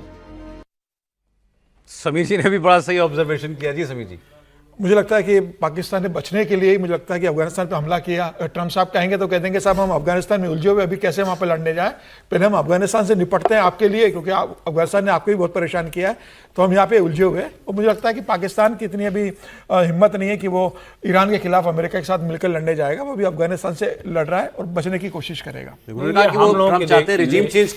हम लोगों के देखने का तरीका हो सकता है, लेकिन पाकिस्तानियों के लिए तो न्यूक्लियर नहीं, एक साथ लड़ेंगे दो लोगों से। नहीं चढ़ने से पाकिस्तान वाले नहीं चढ़ने वाले, मतलब वो मानते हैं कि पाकिस्तान मजबूत देश है और उसको लड़ना चाहिए, वही तो मानते हैं। इनकी बड़ी इच्छा है कि पाकिस्तान इस जंग में कूदे। नहीं, लैंड की तरफ से बॉर्डर है, उधर से जाना। ईरान बॉर्डर पर है ईरान के एक अधिकारी ने मुझसे कहा कि आप जो बलूचिस्तान में कर रहे हैं वो बिना हमारे सपोर्ट के नहीं हो सकता है, ये बात आप जान लीजिए।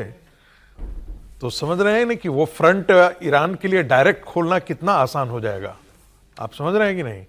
नहीं, इससे पहले सर उसके अपने देश में आग लग जाएगी।